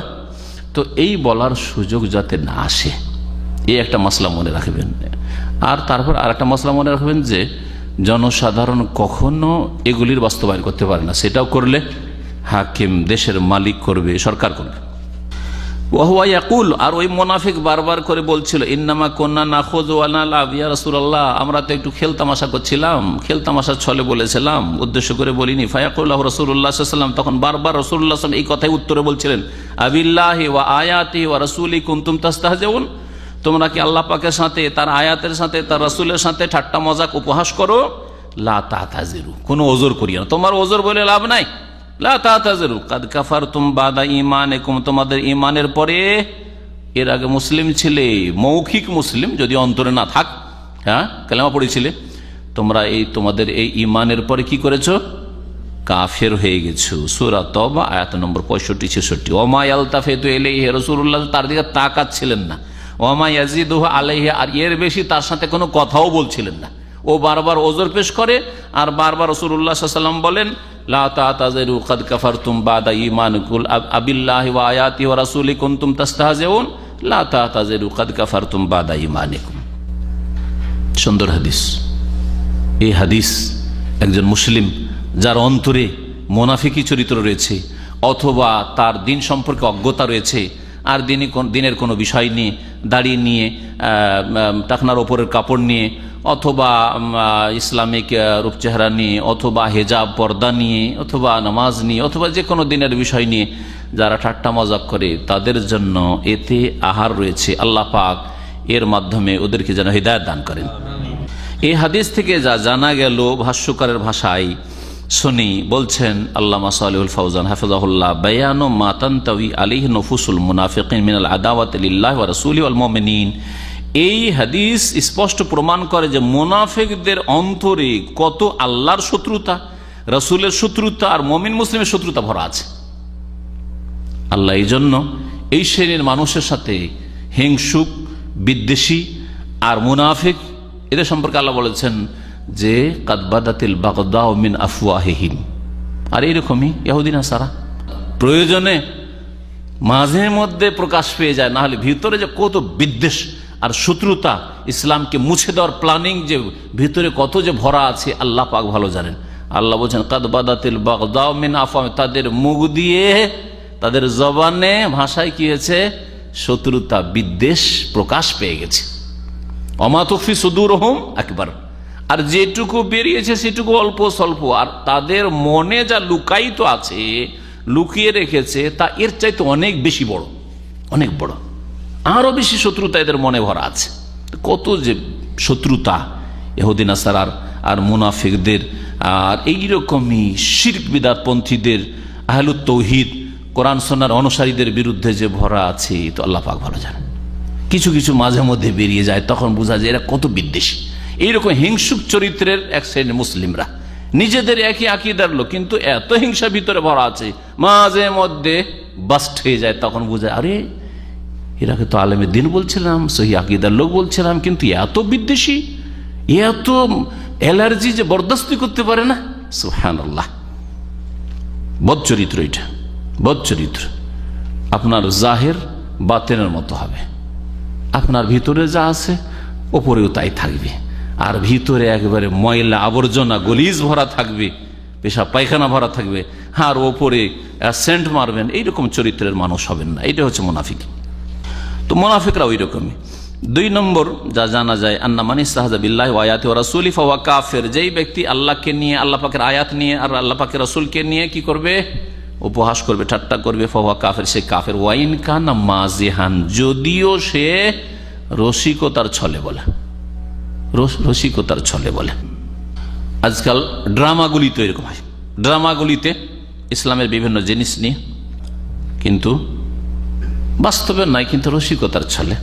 এটা দাড়িওয়ালা মুসলিম আসলো, তারপর বহু বিবাহকে নিয়ে আজকাল কিছু ড্রামা তৈরি হয়ে টিভিতে প্রচার করা হয়। আর দেখা যাচ্ছে যে একটা মোল্লা দাড়িওয়ালা লোক আসছে, আর 2টো বিয়ে করেছে, আর বিয়ে করার পরে জুলুম অত্যাচার করছে, আগের স্ত্রীকে দেখতে পারে না, আর এই অশান্তি, এই সেই। এর মানে কি? আল্লাহ পাকে জুলুম করেছেন। কারণ এইটা দেখানোর উদ্দেশ্য হচ্ছে যে আল্লাহ পাকের বিধান, আল্লাহ বলছেন যে তোমরা পারলে ইনসাফের সাথে, শরীরের শক্তি থাকে, আর্থিক শক্তি থাকে, আর যে ইমানি শক্তি থাকে, ইমানি শক্তি মানে আদল ইনসাফ, ন্যায় নীতি অবলম্বন করবে, আর শরীরের শক্তি যাতে হক আদায় করতে পারো, আর ধন সম্পদের শক্তি যাতে দুটোকে খাওয়াইতে পারো, আর দুটোর বাল বাচ্চাকে খাওয়াইতে পারো, এই না শর্ত আছে। হ্যাঁ,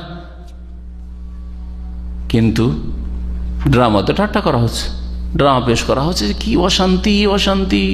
তারপরে আরেকবার দেখানো হচ্ছে যে একটা লোক ড্রামাতে 5টা 7টা 10টা তার বাচ্চা, আর কান্না করছে, ও বলছে আমাকে খেতে দাও, ও বলছে আমাকে কাপড় দাও, কাপড় কিনতে পারে না, খেতে দিতে পারে না, দেখিয়ে কি শিখাচ্ছে, একে একে 2 হইও, 2 2 4 হইও, 5 হইও না। কথা বুঝতে পেরেছেন? 2 2 4 হইও, 5 হইও না। 2 2 5 হলে যোগে মিলবে না। বাংলাদেশের রেডিওর আজকে থেকে 25 বছর আগের এটা গান শুনেছিলাম, 2 লাইন মুখস্থ আছে এটা, বুঝলেন? একটা হইলেই ভালো, ছেলে হোক আর মেয়ে হোক, একটি হোক। এগুলি হচ্ছে কি ইমান ভঙ্গকারী বিষয় হতে পারে যদি এই ড্রামাগুলি, এই ড্রামা যারা তৈরি করেছে, এই ড্রামা যারা প্রচার করে, এই ড্রামাতে যারা ইন্টারেস্ট নেই, এই ড্রামাকে যারা সমর্থন করে, সবগুলি কুফরি কাজ, জি ইমান ভঙ্গকারী বিষয়। 3 নম্বর, আন্না যিকর আফআলিল ফুসাক লিওয়ালাতিল উমুর, ফাসেক ফাজের পাপিষ্টরা যে অপরাধগুলি করে, অন্যায় কাজগুলি করে, সেগুলি দেশের দায়িত্বশীলদের কাছে উল্লেখ করা, লিয়ার দাউহুম, যাতে করে তাদেরকে শাসন করা হয়। লাইসা মিনাল গীবা ওয়ান নামিমা, এগুলি গীবত না, পরনিন্দাও না, আর এগুলি নামিমা চুগলখড়িও না, বরং এটা জরুরি, জানাতে হবে, জানাতে হবে। বাল হুয়া মিনান নাসিহাতি লিল্লাহ, বরং এটা কি আল্লাহর জন্য হিতাকাঙ্ক্ষী হওয়া, নাসিহা মানে হিতাকাঙ্ক্ষী হওয়ার বিধ, ওলে রাসূলিহি, রাসূলের হিতাকাঙ্ক্ষী হওয়া, ওলে আইম্মাতিল মুসলিমিন, আর মুসলিম শাসকদের হিতাকাঙ্ক্ষী হওয়া, ও আম্মাতিহিম, আর মুসলিম জনসাধারণের হিতাকাঙ্ক্ষী হওয়া। এটা একটা হাদিসের অংশ। আদ-দীনুন নাসিহা, আদ-দীনুন নাসিহা, আদ-দীনুন নাসিহা। নবী করিম সাল্লাল্লাহু আলাইহি ওয়াসাল্লাম বলছেন, দিন হচ্ছে হিতাকাঙ্ক্ষী হওয়ার নাম, দিন হচ্ছে হিতাকাঙ্ক্ষী হওয়ার নাম, দিন হচ্ছে হিতাকাঙ্ক্ষী হওয়ার নাম। দিন ইসলাম মানে হচ্ছে আপনি হিতাকাঙ্ক্ষী হবেন, দুটো কথা, আদ-দীন আর নাসিহা। দিন হচ্ছে হিতাকাঙ্ক্ষী হওয়ার, নাসিহা, নসিহতের আরেকটা অর্থ হচ্ছে উপদেশ দেওয়া, এখানে উপদেশের অর্থে নেই। নাসায়ান সহ মানে অন্তর থেকে আপনি মানুষের কল্যাণ চাইবেন, আর নুস আল খুলুস। সাহাবারা জিজ্ঞাসা কি লেমানিয়া রাসূলুল্লাহ, কার জন্য হিতাকাঙ্ক্ষী হব? লেমানিয়া রাসূলুল্লাহ, কার জন্য হিতাকাঙ্ক্ষী হব? সহিহ বুখারী হাদিস, সহিহ মুসলিম হাদিস। কাল নবী সাল্লাল্লাহু আলাইহি ওয়াসাল্লাম, লিল্লাহ, আল্লাহর হিতাকাঙ্ক্ষী হবে, সর্বপ্রথম আল্লাহর হিতাকাঙ্ক্ষী হবে। আল্লাহর যে হিতাকাঙ্ক্ষী হবে, সে আল্লাহর দিনের কিছু ছাড়তে পারে, ফরজ অজবে ঘাটতি করতে পারে, দিন শিখবে না, অবহেলা করবে? কখনো না। হ্যাঁ, আল্লাহর দিনের বিরোধিতা করবে? কখনো করবেন না। লিল্লাহ ওয়ালি কিতাবি, আল্লাহর কিতাবের কোরআনে কারীমের হিতাকাঙ্ক্ষী হবে। ওয়ালি রাসূলি, আল্লাহ পাকের রাসূলের হিতাকাঙ্ক্ষী হবে। ওয়ালি আইম্মাতিল মুসলিমিন, মুসলিম শাসকদের হিতাকাঙ্ক্ষী হবে। যে কোন যুগের মুসলিম শাসকদের হিতাকাঙ্ক্ষী হবে, বৈধ কাজ পর্যন্ত, নাজায়েজ কাজে নাই। নাজায়েজ কাজে হাতটা টেনে নিতে হবে। কিন্তু 10টা নাজায়েজ কাজ চলছে আর 5টা ভালো কাজ করছে, বলছে কোনোটা কি সাথ দেবো না, এটা যে হালত মূর্খামি। এটা এক শ্রেণীর চরমপন্থীদের কথা। আরে 10টা কাজ খারাপ করছে, 10টাতে আমরা সাথ দেবো না, কিন্তু 5টা কাজ ভালো করছে, তো 5টাতেও সাথ দেবেন না? বলছে যেহেতু তোরা 10টা কাজ খারাপ করিস, সেই জন্য তোদেরকে দেখতেই পারি না, তোদের কোনোটার সাথ দেবো না। হ্যাঁ, অসহযোগ আন্দোলন, এটা চরমপন্থীদের কাজ, এটা গোমরাহদের কাজ, এটা খারেজিদের কাজ। আর আহলে সুন্নাত ওয়াল জামাতের কাজ হচ্ছে যে যতদিন পর্যন্ত আল্লাহ রাসূলের আনুগত্য করছে শাসক, আর বাড়ির শাসক হচ্ছে বাপ মা, জি, আপনার প্রতিষ্ঠানের শাসক হচ্ছে আপনার মুদির ম্যানেজার, আপনার মালিক কফির স্পন্সর, হ্যাঁ, এইরকমই যে কোনো ক্ষেত্রে এইরকম স্ত্রীর শাসক হচ্ছে তার স্বামী। যতক্ষণ আল্লাহ এবং রাসূলের আনুগত্যে আছে ততক্ষণ তার সাথে আছি, তার সাথে আছি, হিতাকাঙ্ক্ষী আছি। আর যখন দেখবে আল্লাহ রাসূল নাফরমানি করলো, স্বামীও যদি নাফরমানি করে, তোমার সাথে নেই এই কাজে আমি, বাপ মা নাফরমানি করে, তোমার সাথে এই কাজে নেই আমি, সরকার নাফরমানি করে, তোমার সাথে এই কাজে নেই। কিন্তু সব কাজে নেই, সেই জন্য তাদের বিরুদ্ধে বেরিয়ে যেতে, উল্টে পাল্টে রেখে দিতে হবে, এটা আহলে সুন্নাত ওয়াল জামাতের তরিকা নয়। তারপরে নবী সাল্লাল্লাহু আলাইহি ওয়াসাল্লাম আরেকটা বলেছেন, কি বলেছেন? ওয়ালি আম্মাতিহিম, এমনকি জনসাধারণ, যে কোনো মুসলিমের হিতাকাঙ্ক্ষী হবে, যে কোনো মুসলিমের, আম্মাতুল মুসলিম, যে কোনো মুসলিমের হিতাকাঙ্ক্ষী হবে। একজন গরিব মুসলিমের হিতাকাঙ্ক্ষী, একজন ধনী মুসলিমের হিতাকাঙ্ক্ষী। এমন নয়, কিছু লোক আছে গরিবকে খুব ভালোবাসে আর ধনীকে দেখলে অ্যালার্জি, নেতাকে দেখলে অ্যালার্জি, ওইটাও না। আর আরেক শ্রেণীর লোক আছে আবার, যার চাঁদিতে মাথাতে তেল আছে, ও তেলের মাথায় তেল ডালে। পয়সাওয়ালাকে দেখলে ওর হিতাকাঙ্ক্ষী, আর নেতাকে দেখলে তার হিতাকাঙ্ক্ষী, গরিবের খোঁজ খবর রাখে না। দুটোই ভুল পথে আছে। আমরা সকলের হিতাকাঙ্ক্ষী, আর হিতাকাঙ্ক্ষী এই জন্য সবগুলিকে তৌহিদ আর সুন্নতপন্থী করতে চাই। হিতাকাঙ্ক্ষী এই জন্য সবগুলিকে দিন ইসলামে আহ্বান করি, হ্যাঁ, কোরআন সুন্নাহর দিকে আহ্বান করি। হিতাকাঙ্ক্ষী এই জন্যই তাদেরকে নামাজ আদায় করতে বলি। হিতাকাঙ্ক্ষী সেই জন্য তাদেরকে জাহান্নামের রাস্তা থেকে বাঁচতে বলি। সুদ, ঘুষ, বেঈমানি, আত্মসাৎ, দুর্নীতি, সমস্ত পাপ থেকে বাঁচতে বলি, তাই না?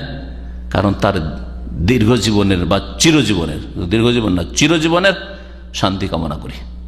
আজকে দুনিয়ার কিছুদিন শান্তি ভোগ করবে, খুব শরীরকে আরাম দেবে, আর বেশি টাকা পয়সাওয়ালা হবে, কিন্তু জাহান্নামে যে চলে যাবে, তো জাহান্নামে যেতে দিতে চাই না। এর চেয়ে বড় হিতাকাঙ্ক্ষী আর কি হইতে পারে?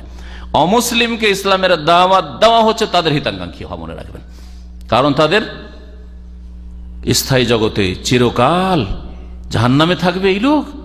আদম সন্তান, আদম সন্তান হওয়ার দিক থেকে তো আমার ভাই, যদিও সে দিনই ভাই নয়, কিন্তু আদমের সন্তান হওয়ার দিক থেকে তো এক আদম থেকে সেও আর আমিও, সে হিন্দু হইল আর খ্রিস্টান ইহুদি হইল, তাই না?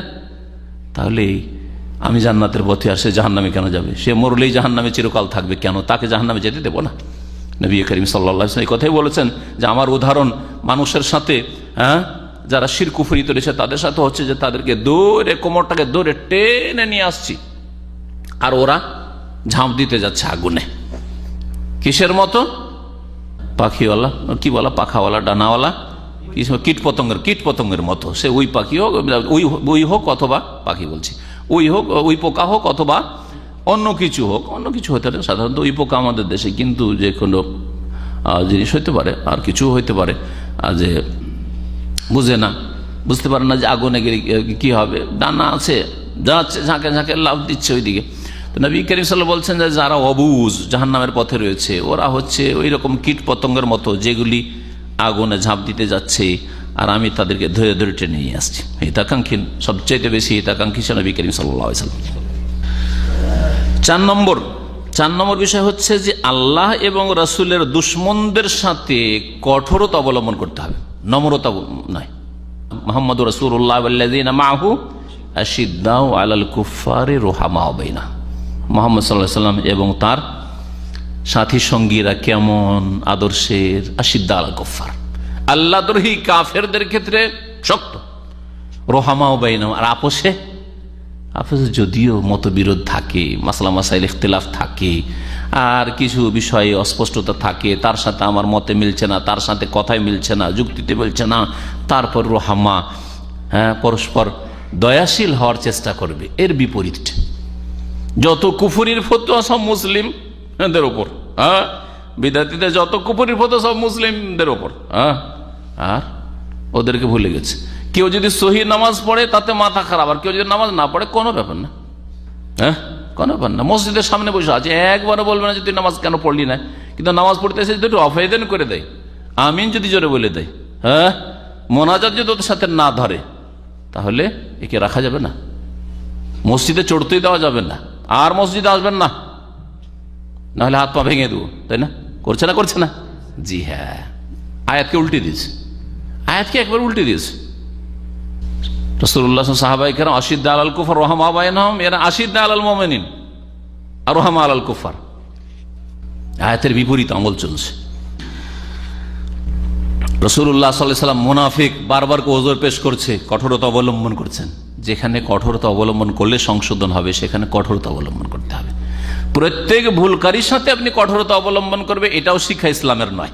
যদি দেখা যায় যে এর সাথে নম্র ব্যবহারের মাধ্যমে এর সংশোধন হবে, তাহলে সেটাই করবেন। আপনি একজন চিকিৎসক, আপনি রুহের চিকিৎসক, আপনি হৃদয় কলবের চিকিৎসক, শরীরের চিকিৎসক, ডাক্তার, মাথা থেকে পা পর্যন্ত তার স্টাডি করার পরে কোন ওষুধটা তার জন্য নির্ণয় করতে হবে চিন্তা করে। আর আপনি একটু চিন্তা করবেন না যে এর সাথে শক্ত ব্যবহার করতে হবে না নরম ব্যবহার করতে হবে? অবশ্যই আপনাকে এটা নির্ণয় করতে হবে। 5 নম্বর, ইন্না মিনাল আযারি মা লা ইয়ানবাগি কাবুলাহ। এই হাদিস দ্বারা জানতে পারলাম যে এমনও কিছু ওজর রয়েছে, যদি কেউ ওজর পেশ করে তো সেটা কবুল করা, গ্রহণযোগ্য মনে করা উচিত নয়। নবী সাল্লাল্লাহু আলাইহি ওয়াসাল্লাম মুনাফিকের ওজর কবুল করলেন না, অথচ সে ওজর পেশ করছিল। তাহলে বোঝা গেল যে সবসময় ওজর পেশ করলে কবুল করবেন না। যদি দেখা যায় না এ ওজর পেশ করছে জান বাঁচাবার জন্য, বাহানার জন্য, কিন্তু ধোঁকাবাজ আছে, কপট, এর মধ্যে সততা নেই, তাহলে কখনো নেওয়া যাবে না, বারবার ভুল করছে। 6 নম্বর আল খাউফু মিনান নিফাক, মুনাফিকি থেকে ভয় করতে হবে। কারণ আল্লাহ পাক রব্বুল বললেন এই মুনাফিকদের ঈমান, বললেন যে ঈমান ছিল, মানে ইসলাম কবুল করেছিলে, কালিমা পড়েছিলে, কিন্তু তোমার এই কথার জন্য ঈমান গেছে, কাদ কাফারতুম বাদা ঈমানিকুম। তাহলে বোঝা গেল যে আপনার আমার ক্ষেত্রেও সেটা শয়তান করে দিতে পারে, যেন সব সময় মুনাফিকিকে, কপটতাকে, ইসলাম থেকে বক্রপথে চলে যাওয়াকে ভয় করতে হবে। রব্বানা লা তুযিগ কুলুবানা বাদা ইয হাদাইতানা ওয়া হাব লানা মিন লাদুনকা রাহমাতান ইন্নাকা আনতাল ওয়াহ্হাব। ফাইনাল্লাহ সুবহানাহু আসবাতা লিহাওয়ালা ঈমান, কারণ এই মুনাফিকদের আল্লাহ ঈমানকে প্রথম সাবিত করেছেন যে ঈমান ছিল, বাদা ঈমানিকুম বলেছেন, কাবলা ইয়াকুলু মা কালু, এই কথা বলার পূর্বে। 7 নম্বর আন্নাল ইস্তিহজা বিল্লাহি ওয়া বির রাসূল ওয়া বিল কুরআন নাকিজুন মিন নওয়াকিজিল ইসলাম, আল্লাহকে নিয়ে ঠাট্টা মজাক করা, রাসূলকে নিয়ে, কোরআনকে নিয়ে, এগুলো হচ্ছে ইসলাম ভঙ্গকারী বিষয়ের একটি। শাইখুল ইসলাম মুহাম্মদ আব্দুল ওয়াহাব রাহমাতুল্লাহি আলাইহি 10টি প্রসিদ্ধ ইসলাম ভঙ্গকারী বা ঈমান ভঙ্গকারী বিষয় যে উল্লেখ করে, তার মধ্যে একটি হচ্ছে আল ইস্তিহজা বিদ্দিন, দিন নিয়ে, আল্লাহকে নিয়ে, আল্লাহর দিনকে নিয়ে, আল্লাহ পাকের রাসূলকে নিয়ে, আল্লাহ পাকের দিনের কোনো হুকুম হাকামকে নিয়ে, কোনো বিষয়কে নিয়ে ঠাট্টা মজাক করা। ওয়ালাউ লাম ইয়াতাকিদ যালিকা বিকলবিহি, যদিও অন্তরে সে কথা বিশ্বাস না থাকে, মনে বিশ্বাস নেই, কিন্তু মুখে যদি কেউ ঠাট্টা মজাক করে, উপহাস করে আল্লাহকে নিয়ে, রাসূলকে নিয়ে, কোরআন কারীমকে নিয়ে, আল্লাহ পাকের বিধিবিধানকে নিয়ে, তাহলে সেটা ইসলাম ভঙ্গকারী, ঈমান ভঙ্গকারী বিষয় হবে। এখানে আমাদের আজকের দর্শ শেষ হলেও আল্লাহ পাক রব্বুল আলামিন যেন দিন শিখার তৌফিক দান করেন, সহি দিনের প্রতি আমল করার তৌফিক দান করেন, কোরআন সুন্নাহর দিকে আহ্বান করার যেন তৌফিক দান করেন, দিনের ওপর ধৈর্য ধারণে আল্লাহ পাক যেন তৌফিক দান করেন, দুনিয়ার সমস্ত রকমের শার থেকে, অনিষ্ট থেকে, বালা মুসিবত থেকে আমাদের হেফাজত করেন। আল্লাহ পাক রব্বুল আখিরাতে আল্লাহ পাক রব্বুল লাঞ্ছনা থেকে আমাদেরকে হেফাজত করেন।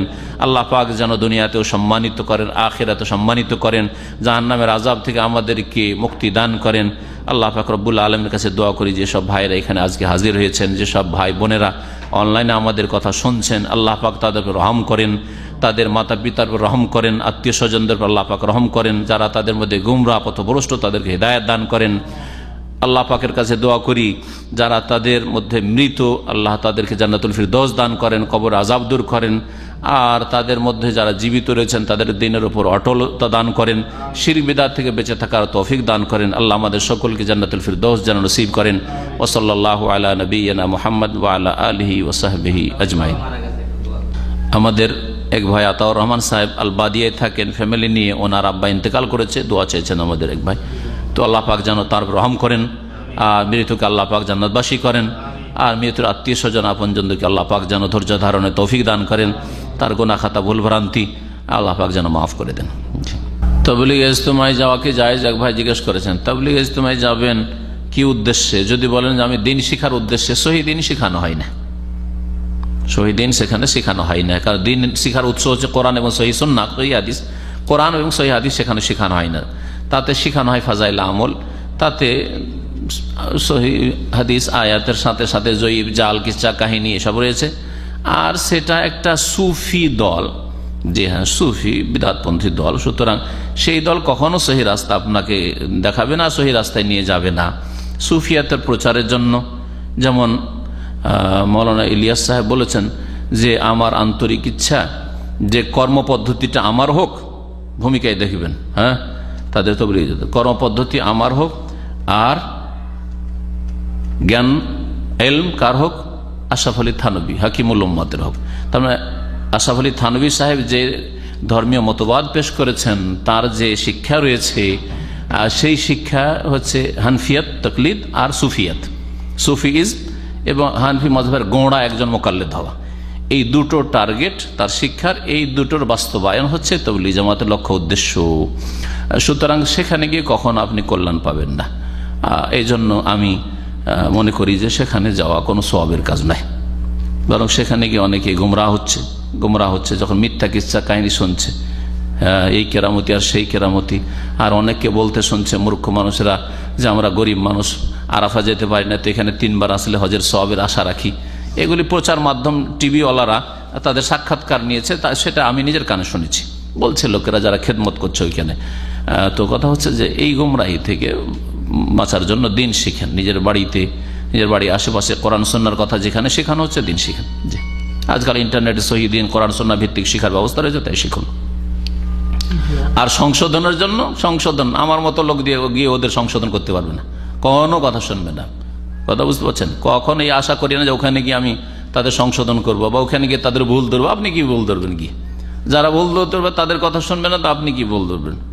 আপনি তাদের কিতাব পড়েন আর কোরআন হাদিসের সাথে মেলান, তাতেই ভুল ধরতে পারবেন বাড়িতে বসে বসে। জিকির জায়েজ, এটা সর্বনাপীর প্রমাণ করেছেন। তিনি দেখিয়েছেন কোরআনের অনেক জায়গায় ইল্লাল্লাহ আল্লাহ জিনা আছে, শুধু ইল্লাল্লাহ আছে। সুতরাং ইল্লাল্লাহ জিকির জায়েজ। শুধু ইল্লাল্লাহ কোথায় আছে? লা ইলাহা তারপর ইল্লাল্লাহ আছে, কোনো জায়গায় ইল্লাল্লাহ না। ইল্লাল্লাযিনা মানে ইল্লাল্লাযিনা অন্য কিছু সম্পর্কে বলা হয়েছে। তবে ওই সব লোকেরা আগের যাদের আলোচনা চলছে, ইল্লাহ হচ্ছে ইস্তেসনা, হারফে ইস্তেসনা। তো ইল্লাল্লাযিনা জিকির করেন, ইল্লাল্লাযিনা করেন, ইল্লাল্লাযি করেন। হ্যাঁ, আরবি বোঝার চেষ্টা করেন। আমার যেসব ভাইরা এইসব কথা জিজ্ঞেস করেন তারা মনে হচ্ছে যে আরবির জিরো, দুনিয়ার হিরো আরবির জিরো। মুশকিল এটি আর কি। বুকের নিচে বালিশ রেখে ঘুমানো, পেটের ভরে ঘুমানো, বুকের ভরে পেটের ভরে ঘুমানো জায়েজ নাই। ইন্না হাযিহি জিজাতু আহলিন নার, এটা জাহান্নামীদের শোয়ার তরিকা। জাহান্নামীদেরকে মুখের ভরে ফেলা হবে আর জ্বলতে থাকবে। আর আরেকটি হাদিস রয়েছে, ইন্না হাযিহি জিজাতুন লা ইউহিব্বুহাল্লাহ, আল্লাহ পাক এইরকম শোয়া পছন্দ করেন না, ঘৃণা করেন। সুতরাং পেটের ভরে বুকের ভরে অনেকে শুয়ে থাকেন গা পাড়া দিয়ে এইরকম করে। হ্যাঁ, এইভাবে শোয়া ঠিক নয়, মাকরুহ, অপছন্দনীয়। আর স্বাস্থ্যের জন্য চরম ক্ষতিকর, আর মৃত্যুকে ঘনিয়ে নিয়ে আসে। এটা সায়েন্টিফিক কথা। কিছুদিন আগে আমি আরবি একটা এতে পড়লাম, গবেষণায় পড়লাম, যারা বুকের ভরে বেশি বেশি শয় তাদের আয়ু কমে যায়, হার্ট অ্যাটাকের ঝুঁকি খুব বেশি থাকে। জি, সবচাইতে উত্তম শোয়া হচ্ছে যেভাবে নবী সাল্লাল্লাহু আলাইহি ওয়াসাল্লাম শুয়েছেন, ডান দিকে কাত হয়ে শোয়া, আর মাথার তলায় আপনার হাতটা দিয়ে।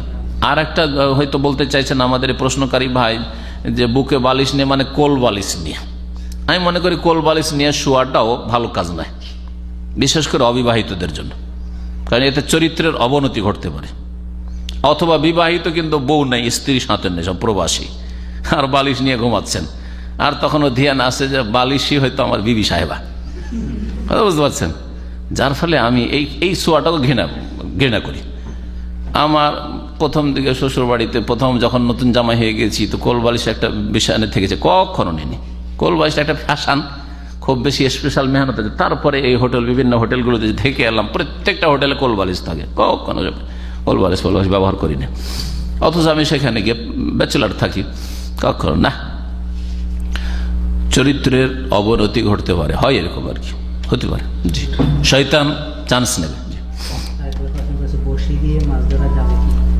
বড়শি দিয়ে মাছ ধরা আমরা ছিপ বলি, বড়শি বলি শুধু এইটাকে, ওই কাঁটার ইটাকে, আর পুরোটা হচ্ছে ছিপ আমরা বলি আমাদের আঞ্চলিক ভাষা, রাজশাহী, মালদহ এই এলাকার ভাষা।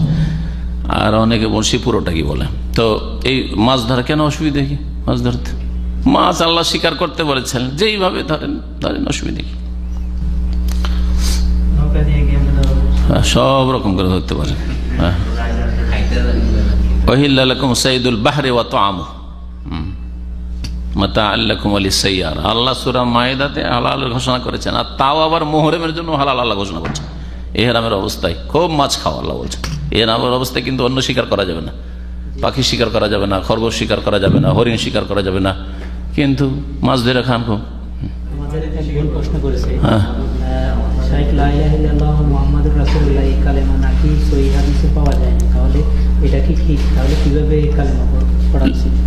কালেমা পড়ার ক্ষেত্রে আপনি পড়লে আশহাদু দিয়ে পড়েন, সবচেয়ে ভালো, ইখতিলাফ মুক্ত হয়ে যান। আশহাদু আল্লা ইলাহা ইল্লাল্লাহ ওয়া আশহাদু আন্না মুহাম্মাদান রাসূলুল্লাহ বা আবদুহু ওয়া রাসূলুহু, দুই রকম পড়তে। রাসূলুল্লাহ বলতে পারেন, আশহাদু আন্না মুহাম্মাদ রাসূলুল্লাহ ওয়া আশহাদু আন্না মুহাম্মাদান আবদুহু ওয়া রাসূলুহু। আসলে এটা আমাদের এই মগজে এই জন্য ঢুকেছে যে কলমা 5 কলমা। প্রথম কলমা তাইয়্যিব লা ইলাহা ইল্লাল্লাহ মুহাম্মাদুর রাসূলুল্লাহ, দ্বিতীয় কলমা আশহাদু আল্লা ইলাহা ইল্লাল্লাহ ওয়া আশহাদু আন্না মুহাম্মাদান আবদুহু ওয়া রাসূলুহু, তিসরা কলমা তামজিদ, চৌথা কলমা তাওহীদ।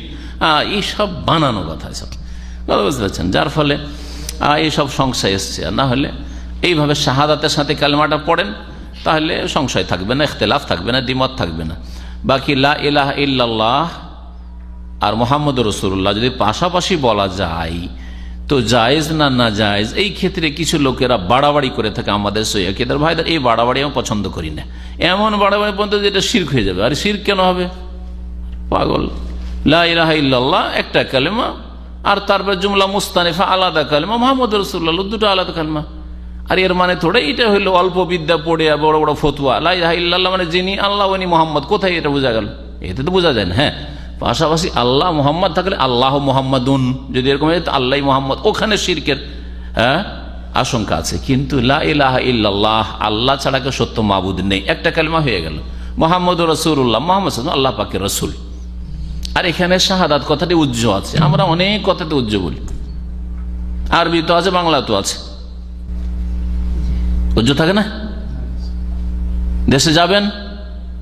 হ্যাঁ যাবো বা যাবো না? দেশে দেশে কথাটা তো বললেন না।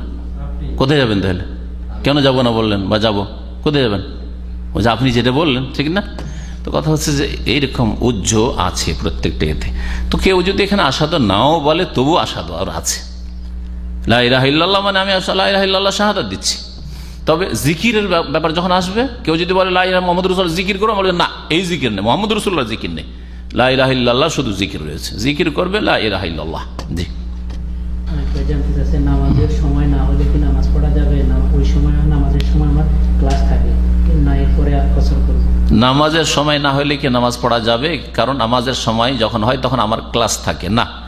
সময়ের আগে, বিফোর টাইম কোনো নামাজ জায়েজ না। ফজর নামাজ ফজরের আগে, জোহরের নামাজ জোহরের আগে, আসর নামাজ আসর আগে। একমাত্র জমার ক্ষেত্রে জোহর আসর জমা করা আর মাগরিব এশা জমা করা। তখন এশার টাইম হয়নি, মাগরিবের টাইমে পড়লেন জমা তাকদিম, অথবা আসরটাকে জোহরের টাইমে পড়লেন, জমা করলে চলবে। কিন্তু জমা করলেন না, জোহর পড়ে নিলেন আর 1 ঘন্টা পরে ভাবছেন যে আমি তারে সফরে চলে যাবো, তা আসরটা পড়ে নি, জায়েজ নাই। এখন আর কোনো চান্স নেই আপনার জন্য। ভালো করে মনে রাখেন, জমা যখন করবেন তখন শরীয়তে পারমিশন আছে। নবী সাল্লাল্লাহু আলাইহি ওয়াসাল্লাম করেছেন জমা, সফরে করেছেন, বৃষ্টিতে, ভয়ে ইত্যাদি, এইসব করতে পারেন আপনি শরীয়তের মাসলায়। কিন্তু আপনি এই যুক্তি পেশ করবেন যে যদি আপনি জমা করতে পারেন 12টার সময় জোহরের সাথে আসর, তো আমি আসরটাকে জমা করলাম না, 2টার সময় যদি পড়ে নিই তো কেন পড়তে পারবো না? হ্যাঁ পারবেন না, কারণ এটা জমা হইল না। আর 2টার সময় আসর হয়নি, আর এটার পরই দামামে আসর হবে। হ্যাঁ, বোঝা গেছে? মক্কায় 3:30 বা 3:15 আসর হবে, সুতরাং তার আগে নামাজ পড়া জায়েজ হবে না আসরে। কিন্তু জমা করে নেন, অসুবিধা নেই। 12:30 12:15 মক্কায় জোহর হচ্ছে, ওই সময় আসর জমা করেন, মাগরিব সময় এসে জমা করেন, কোনো অসুবিধা নেই। তো যেটা বলছিলাম, কি জিজ্ঞেস করেছে? আরেকটা প্রশ্ন জিজ্ঞেস করেছে, মুসলিম শরীফে না ওইটাই পুরো হয়নি। প্রশ্নটা কি ছিল? ক্লাস থাকে, হ্যাঁ। তো এর সমাধান হচ্ছে যে আপনি ক্লাসের সময় অনুমতি নিয়ে গিয়ে নামাজ পড়ে নেবেন। আর যদি তাও সম্ভব না হয় তাহলে নামাজের তো লম্বা টাইম রয়েছে, জামাতটা ছেড়ে দেবেন, কিন্তু ক্লাসের শেষে যখন টিফিন হবে তখন নামাজ পড়ে নেবেন। জোহরের সময় 1 ঘন্টা ক্লাস চলছে, তো 1টা বন্ধ ক্লাস চলছে, 1টার পর নামাজ পড়েন।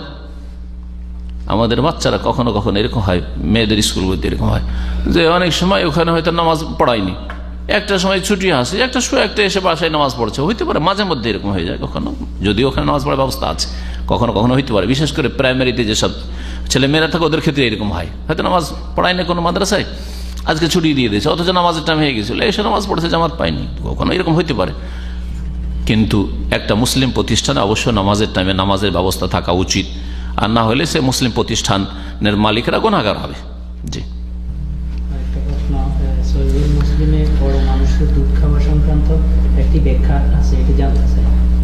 বড় মানুষের দুধ খাওয়া প্রয়োজন আছে, যদি প্রয়োজন থাকে তো খেতে পারে। দুধ মা কাউকে করার জন্য, হ্যাঁ, শরীয়তের মাসলা হচ্ছে যে দুধ পান করার বয়সেই সেই বাচ্চাকে দুধ পান করতে হবে, এটা হচ্ছে অধিকাংশ আইম্মায়ে কেরামদের মত। কিন্তু সালেম মাওলা হুযাইফা ওকে লালন পালন করছিলেন কোন এক সাহাবী, যখন একটু বড় হইতে লাগলো, এই তো সমস্যায় পড়ে গেল, আমি ছেলে বড় হয়ে যাবে, এটাকে কেমন করে লালন পালন করে, আমার স্ত্রীর সামনে কি করে আসবে? রাসূলুল্লাহ সাল্লাল্লাহু আলাইহি ওয়াসাল্লামের কাছে অভিযোগ করেন, ইয়া রাসূলুল্লাহ, এই তো আমাদের কোনো ছেলে সন্তান নাই বা ছেলে নাই, তো এই ছেলেটাকে তো রেখেছি, তো বড় হইতে যাচ্ছে, তো বড় হলে তো বাড়িতে রাখা যাবে না। আর আজকালকার মতো বিহায়া বেপরদা হলে তো কোনো ব্যাপার না, ও নিজের ছেলের মতো, কিন্তু আসলে তো নিজের ছেলের মতো হয় না। তখন নবী সাল্লাল্লাহু আলাইহি ওয়াসাল্লাম বলে যে তোমার বিবিকে বলো যে ওকে দুধ পান করিয়ে দিক। অথচ ছেলেটা তখন প্রায় সাবালক হতে চলেছিল, মানে 14-15 হয়তো হয়ে গেছে। নবী সাল্লাল্লাহু আলাইহি ওয়াসাল্লাম দুধ পান করাইতে বললেন, ইয়া রাসূলুল্লাহ ছেলে বড় হয়ে গেছে, বলছে তা দুধ পান করিয়ে দাও, দুধ পান করিতেছে। এখন এই মাসলা শুধু এই সালেমের সাথে খাস আর এই ঘটনার সাথে, নাকি প্রয়োজনের তাগিদে আর কারো জন্য চলবে? জমহুর অধিকাংশ আইম্মায়ে কেরাম সবাই বলছেন না, কারো জন্য চলবে না, এটা এই খাস ঘটনা। একমাত্র ইমাম ইবনে তাইমিয়া রাহমাতুল্লাহ আলাইহি বলছেন যে বিশেষ যদি কারো এইরকম সিচুয়েশন তৈরি হয়ে যায়, হ্যাঁ অবস্থা নিরুপায়, আমাকে একটা ছেলেকে রাখতে হবে আর ছেলেটা এইরকম বড় হয়ে গেছে আর এই ছেলের মতো ভালো ছেলে পাবো না, ছোট ছেলে 2 বছরের পান করে এত ভালো ছেলে পাবো না, তো দুধ পান করে দিতে পারে। কিন্তু আজকাল যেহেতু ফিতনার যুগ, এইগুলো রাস্তা খোলা সবার জন্য, এগুলো খাস ফতোয়া যদি প্রয়োজন হয় কারো তাহলে। আর এই আমায় ফতোয়া দিলে দুধ পান করার নামে আরো কিছু হইতে পারে, হ্যাঁ এসব ফিতনাতে আল্লাহ হেফাজত করেন। আর না হলে অধিকাংশ আইম্মায়ে কেরাম হানাফি, শাফি, মালিকি, হাম্বলি সমস্ত ওলামার ফতোয়া যেটা খাস খাস ঘটনা, ওই সালেমের সাথে খাস। জি এখানে একটা বুঝার বিষয়, সেটা হলো এই সাবালক ছেলেকে স্তন থেকে দুধ খাওয়াতে হবে নাকি দুধ নিয়ে খাওয়াই দিলেই চলবে? এগুলো হানাফিদের তাবিল। হানাফিরা বলছে এই ঘটনায়, হানাফিরা এই হাদিস, হ্যাঁ হ্যাঁ তা তো আসবে, ভালো করেছেন জিজ্ঞেস। মজার কথা বের, আমি এতগুলো কথা বের করতে চাইছিলাম না, কিন্তু টেনে টেনে বের করেই দিলাম। তো হানাফিরা এই হাদিসের ভাষ্যতে লিখছে যে সালেমের বিবি দুধটাকে দুহে, হ্যাঁ দহন করে তারপরে তখন ওই বাচ্চাকে পান করেছে। আবার এই কথাটা কোথায় আছে? কোন হাদিস নেই। যখন আসল নীরব তখন নীরব, যেমন ভাবে সাধারণ পান করেছে ওই পান করেছে, ছোট থেকে ছেলেটাকে মানুষ করেছে, বাড়িতে মানুষ এখন সাবালক হয়ে যাচ্ছে, পান করিয়ে দিয়েছে হয়তো, ফিতনা। হ্যাঁ আর সেটা নির্জনে হবে না, তার স্বামীর সামনে অথবা সবার সামনে, বুঝতে পারছেন যে নির্জনে পান করতে গিয়ে কিতে কি হয়।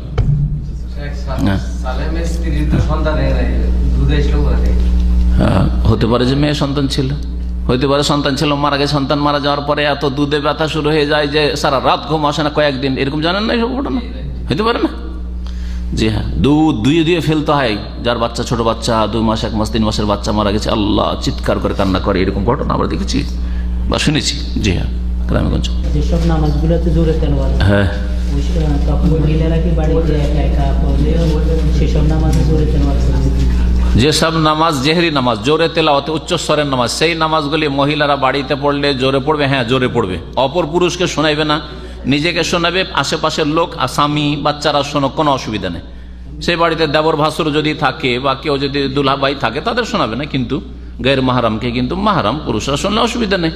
আমার মেয়েরা, তারপরে আমার ওয়াইফ নামাজ পড়ে, তাদের উচ্চস্বরে তেলাওয়াত করাই, তো জোরে তেলাওয়াত করো। আমি হয়তো নামাজ পড়ে চলে এসেছি, ওরা জামাত শুরু করেছে, উচ্চস্বরে তেলাওয়াত করে আমি একটু শুনে দেখলাম বাচ্চাদের তেলাওয়াত কেমন হয় একটু মেয়েদের।